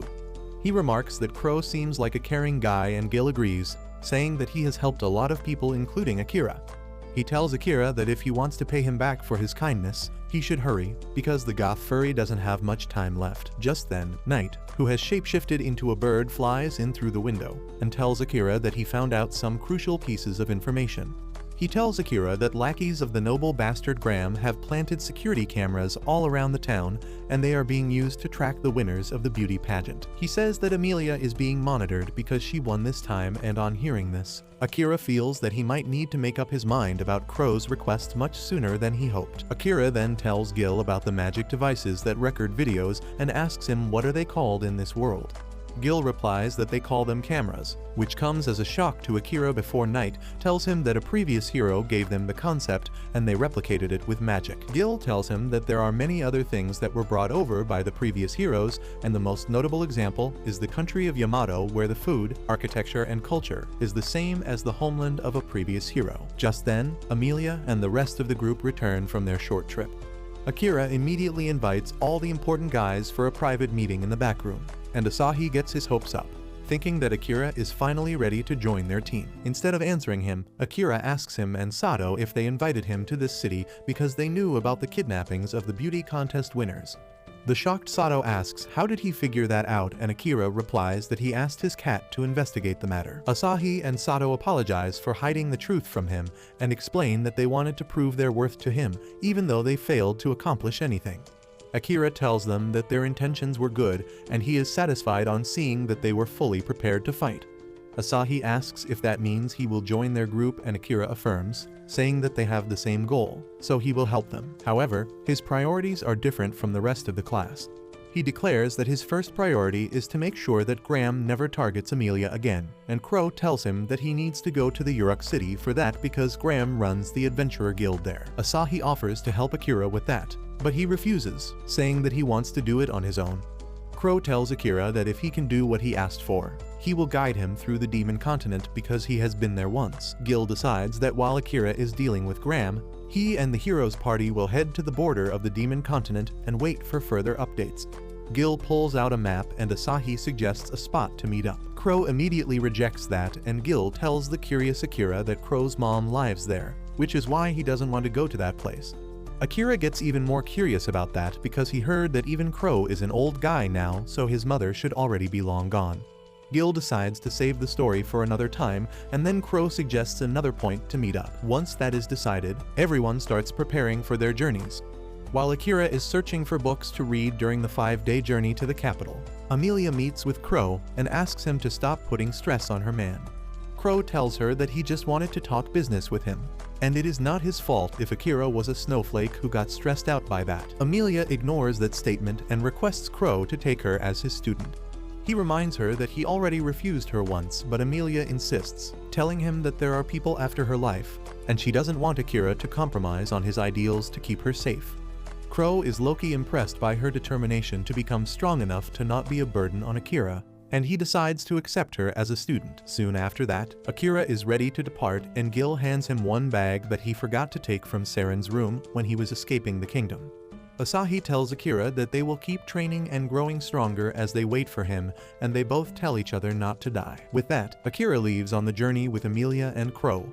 Crow starts teaching Amelia in the carriage itself, and she is so tired from the lessons that she falls asleep as soon as he stops. Akira asks Crow if he isn't being too harsh on her, and he replies that Amelia might be the most talented student he has ever taken. He says that he really looks up to Amelia because he has heard the legends about her creating new spells to revive people and save her country. He tells Akira that he was so inspired by her that when he was asked to name a child born in the neighborhood, he used a part of her name. Akira immediately realizes that Crow is talking about Princess Leia, and he affirms. Akira then asks Crow why he treated Amelia so coldly when he respected her so much, and he replies that she was not as impressive as the stories he had heard. However, he has started to respect her again on seeing how well she can keep up with his lessons. He says that the hero he worked with had a spell that could copy or cancel any spell their enemy used instantly, and he managed to replicate that spell. To do that, one needs mastery of the ancient language, which is incredibly complicated, but Amelia is doing that easily by creating a new skill to understand the ancient language. Akira remarks that Crow is impressive for doing it manually, and he replies that he had a lot of time. He explains that beastmen already live twice as long as humans, and then his mother drank a weird potion when she was pregnant with him, which doubled his lifespan further. Akira understands it now, but then Crow tells him that a long life has not been of much use to him, and if he can only avenge his sister, he will die in peace. Meanwhile, Knight has gone solo to investigate the Adventurers Guild and the local government on Akira's order, but he runs into Laddie, who is wandering around aimlessly as well. As soon as she hears that Knight is investigating something, she picks him up and declares that she will help him with that. On the other hand, Akira's group reaches the Uruk City, which is the capital of the Beastman Kingdom. Crow tells Akira that he will arrange for an inn and asks him to take Amelia sightseeing. Akira replies that he knows nothing about the city, and Crow tells him that he has summoned Leia, who should be here soon. He asks Akira to meet him at the massive fountain in the middle of the city in the evening and tells him to enjoy his free time. Akira and Amelia decide to have a fun date before Leia shows up. They try a lot of food items and have some cute moments before the Beastfolk princess arrives there to show them around. She takes them on a boat ride, explaining that traveling through the river is the best way to learn about the city. After that, Leia leads them to the royal palace, revealing that her father, The king of Uruk has organized an official lunch to welcome the elven princess. On the way, Akira thanks her for saving their lives the other day, and then asks if her barrier inversion skill was a modification of Crow's inversion spell. Leah gets flustered on hearing this and explains that her skill was just a modification of normal barriers, and it can be shattered if a stronger attack is used against it. On the other hand, Crow's inversion is much more advanced. It can be activated instantly, and it cannot be countered by any attack. Leah admits that she tried to base her barrier inversion on Crow's special spell, and then Akira reveals that Amelia is learning from Crow, so he thought Leah might give her some tips. Leah freaks out on hearing that Crow is passing his inversion spell to Amelia, and then she remarks that Akira is as impressive as Crow. She says that he was really cool when he used his shadow magic to beat the demon, and Akira can't tell her that he wasn't in control of his power at that point. Soon, they arrive at the throne room, and the Beast Folk King greets Amelia and Akira. After exchanging pleasantries with Amelia, he thanks her for saving his adopted daughter in the dungeon. Amelia says that it was Crow and Akira who saved her, and the king decides to thank Crow later. He then turns to Akira, saying that he has an important job that only he can do with his special skill set. Akira replies that he will think about the job after hearing the details, and the royal guards get furious on seeing him talk so casually to the king. However, doesn't mind and tells Akira that he has to assassinate a guy, and in return, he will be protected from everything in the country. Akira refuses, causing the king to panic. He increases the reward, telling Akira that he just needs to get rid of Graham somehow. It is Akira's turn to be shocked now, and he wonders why is everyone out to kill Graham. The king explains that he demoted Graham from the post of a minister, but even as the head of the Adventurer Guild, he is using his mercenaries to cause chaos in the king wants him to be dealt with before he harms the reputation of their kingdom anymore, but Akira tells the king that it sounds like a you problem. The king once again offers him full protection in the kingdom, but Akira replies that he is strong enough to protect himself, and he doesn't need protection from someone weaker than him. This pisses off the Royal Knight Commander again, and he accuses Akira of not being as strong as the rumors say. Amelia gets offended by this and gets ready to fight the Knight Commander, but Akira stops her, saying that if he proves his abilities, things will be sorted quickly. The centaur also likes the idea and requests the king to permit a duel between him and Akira. Despite Leah's objection, the king permits the duel, and the two men go to the arena to fight it out. Akira first throws his twin blades towards Amelia, and that pisses off the centaur, who thinks Akira is underestimating him. As soon as the duel starts, he rushes towards Akira from the side and throws rocks at him to press him back. Akira easily escapes that and then dodges the swift attack of the centaur before tying his hind leg with a rope. That is not enough to stop the Knight Commander, who pulls Akira towards him instead. Akira dodges his heavy axe and then uses the building to leap towards the centaur to finish the fight. He chops his weapon into pieces and places a knife near his throat, winning the battle in the blink of an eye. The king is impressed by this, and Amelia tells him to never tell Akira what to do from now on. The king accepts that, but then he attacks Amelia personally, asking her if she is stupid to love a human who will live a much shorter life than her. His words stick with Amelia, and she stays gloomy even as she and Akira leave the palace. He notices her sadness and asks if she is alright, and Amelia replies that she is happy to be with him, because he is really amazing.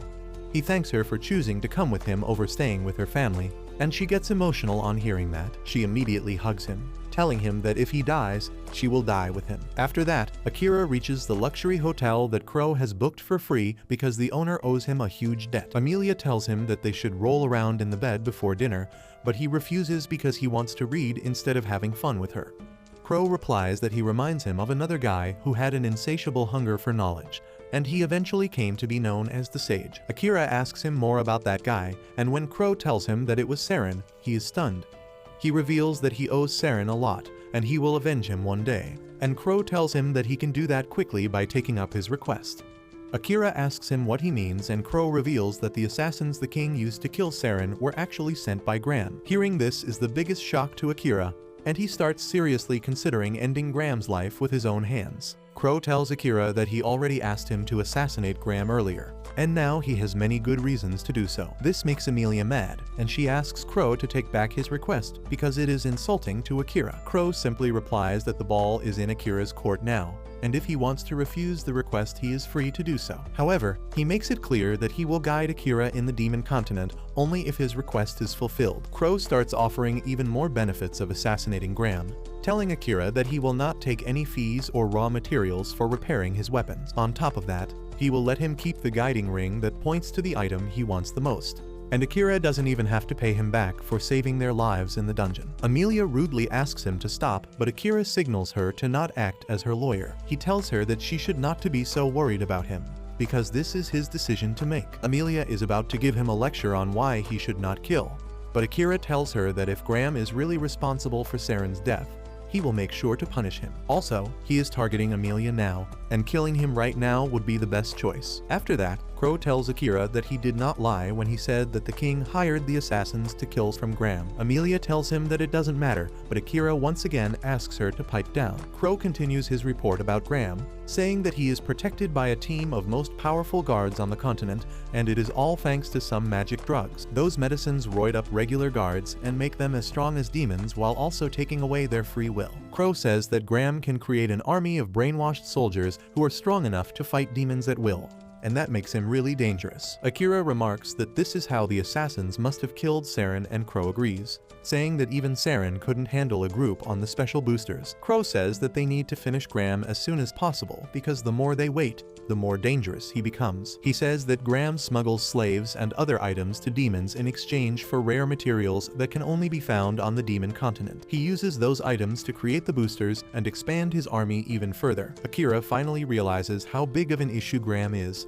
and he leaves the room to think more about it. Amelia follows him with concern in her eyes, and Crow feels that no matter what decision Akira makes, he will cause a lot of pain to himself and the people in his life. The next morning, as Akira comes to see Graham, he looks tense as if he is still lost in deep thoughts. Just then, Leah comes there, and she immediately apologizes to Akira for what happened at the court yesterday. He tells her that it was not her fault, even though he was a little pissed at the king. However, the reason Leah is apologizing is that she couldn't stop her father from asking Akira to do his dirty work. Crow is curious to hear this and asks if the king also asked Akira to assassinate Graham, and he affirms before revealing that he turned them down. Crow replies that if Graham's evil deeds are revealed to the public, the king will lose respect.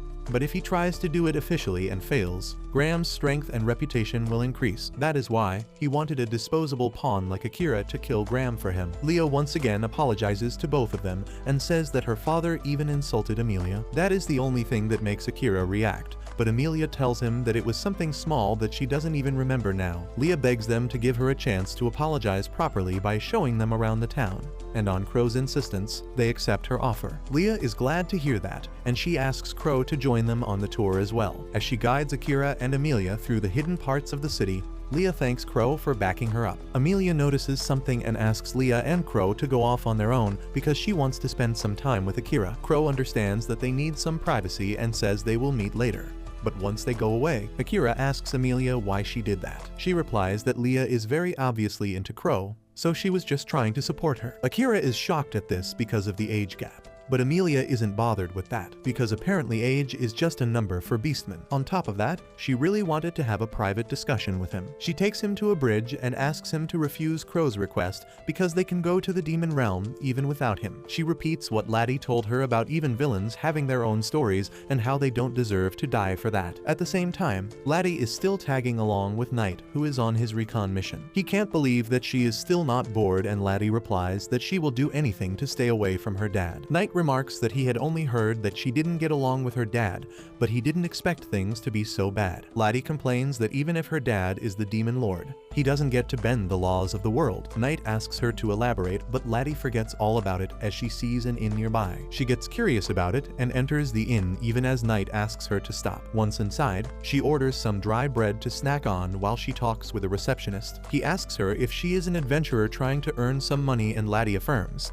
saying that she is aiming to test her luck in the capital city. The receptionist tells her to be careful because the high-paying jobs in the York City are really dangerous, and there are rumors that even demons are involved there. Laddie replies that it is not a problem for her, and then the receptionist suggests her to stick with the job of transporting goods to the human kingdom because even though they pay less, they are safe. Laddie asks her more about it, and he replies that the guildmaster is using adventurers to transport the goods instead of companies that usually do it. probably because something shady is going on. With that, Laddie leaves the inn and proudly asks Knight what he thinks about her information gathering abilities. He is impressed because he thinks that Laddie had planned all that and says that they got a lot of valuable information about the Guildmaster Graham. However, he feels that Laddie would have done a perfect job if she didn't leave an autograph on the inn's wall before leaving. Back in the city, Akira tells Amelia that Laddie's words about learning the story of villains are indeed wise, but they won't stop him. He tells Amelia that he had decided to get revenge for Saren even before he met her, and he needs to kill Graham for her safety. Amelia tries to assure him that she is getting stronger, so she will be fine no matter who comes after her, but that is not convincing enough. Akira tells her that if he turns down Crow's request, he will die a slow death, unable to get the revenge he desires so badly. With that, he ends his rant and decides to move on with the trip. At the same time, Crow leads Leah out of the city and she asks where is he taking her. He replies that she will know once they reach the location, and Leah pouts, asking him to stop treating her like a kid. She complains that he doesn't take her seriously and refuses to teach her inversion even though he is teaching it to Amelia. Crow replies that he doesn't want to risk destroying her mind by teaching her something like that, and before Leah can even process it, he tells her that they are at their destination. It is a field of red spider lilies, and Leah is really excited because it is her first time seeing. Crow tells her that these plants are from Akira's world and a hero from the previous generation must have brought it here with him. Leah tries to touch a flower, but Crow holds her hand, telling her that the flowers are poisonous. He then starts talking about how Akira told him that the red spider lilies represent death and afterlife, and that is why they are so beautiful. Leah is moved by that and asks why he brought her here. Crow tells her that he found these flowers during a walk and wanted to show them to someone. Leah responds that if he brings someone he likes to this place and confesses to them, they will surely accept his proposal, but Crow just scoffs at the idea. Leah insists that he will be happier with a partner, but Crow replies that he has given up on the idea of happiness from the moment he desired revenge for his sister. He declares that his only goal in life is to ruin Graham's life, and he doesn't deserve happiness. His words hurt Leah deep inside, but she can't say anything to him. Meanwhile, Sato's group is heading to the border of the Demon Continent, and they hunt a bear on the way because they are running low on food. They set up tents soon after that, and while other members go out to forage for vegetables and mushrooms, Gil sets up alarms around their base camp. Sato and Asahi get some rest, and they talk about how Gil is going out of his way to help them. Asahi says that Gil is probably doing what Saren would have done if he was alive. Sato immediately brings up Akira in the conversation and says that he probably doesn't need anyone to help him. He says that he didn't really like Akira even on Earth because he always ignored him. Asahi tells him to chill because he was probably not registered in Akira's brain back then. Sato replies that he is fine with the fact that Akira is not interested in people, and he is also aware that he is much stronger than them. The two boys talk about how despite being called heroes from another world, they are just a little bit stronger than the people of this world. Sato says that Akira is different not only because he is strong, but also because he doesn't doubt his decisions. He says that he wants to be as convinced of his actions someday in the future, but right now, it might not be the best idea. Meanwhile, in Uruk, Akira and Amelia wait for Crow and Leah near the fountain. Amelia asks Akira if he is really going to take up the assassination mission, and he affirms, saying that there are a lot of reasons he needs to do it. Amelia says that she won't stop him if he has really made up his mind, but she can see that he is not confident about what he really wants to do. Akira asks her if she will hate him if he kills Graham, and she replies that she will never do that. However, she wants Akira to love himself as well, and she doesn't want him to regret his decision. Their conversation is interrupted by the tantrums of a girl who refuses to leave a stall selling pretty jewelry, and that reminds Akira of his sister who once threw a tantrum because she didn't want to leave the house they grew up in. It was after the time his dad left to get milk and never returned, so they had to move to a cheaper apartment to make ends meet. Akira accepted the reality without hating his dad, who had to deal with a lot for the last 4 years. He looked after his sick wife, raised 2 kids on his own while working full-time, and Akira understood why he would have run away. His sister Yui, on the other hand, refused to leave the house she grew up in, but Akira convinced her that they needed to stick together now that their dad had vanished. They shifted to another apartment, and Yui complained that it was too small. Akira told her that it was the perfect size for the 3 of them as he made lunch. He burnt it a bit, but it was still good and his mother and sister enjoyed it. They offered to take turns cooking meals because they had to stick together, and Akira felt relieved that his family had not lost everything. He comes out of the flashback soon, and when Amelia asks him what was he thinking, he tells her that it was nothing. He starts thinking that one of the reasons he is still hesitating to kill Graham is related to his family. He feels that if he ever returns home as a murderer, he would have no right to stay with his family. But that's where this video ends. Remember to like and subscribe to the channel. Thanks for watching, and I'll see you next time.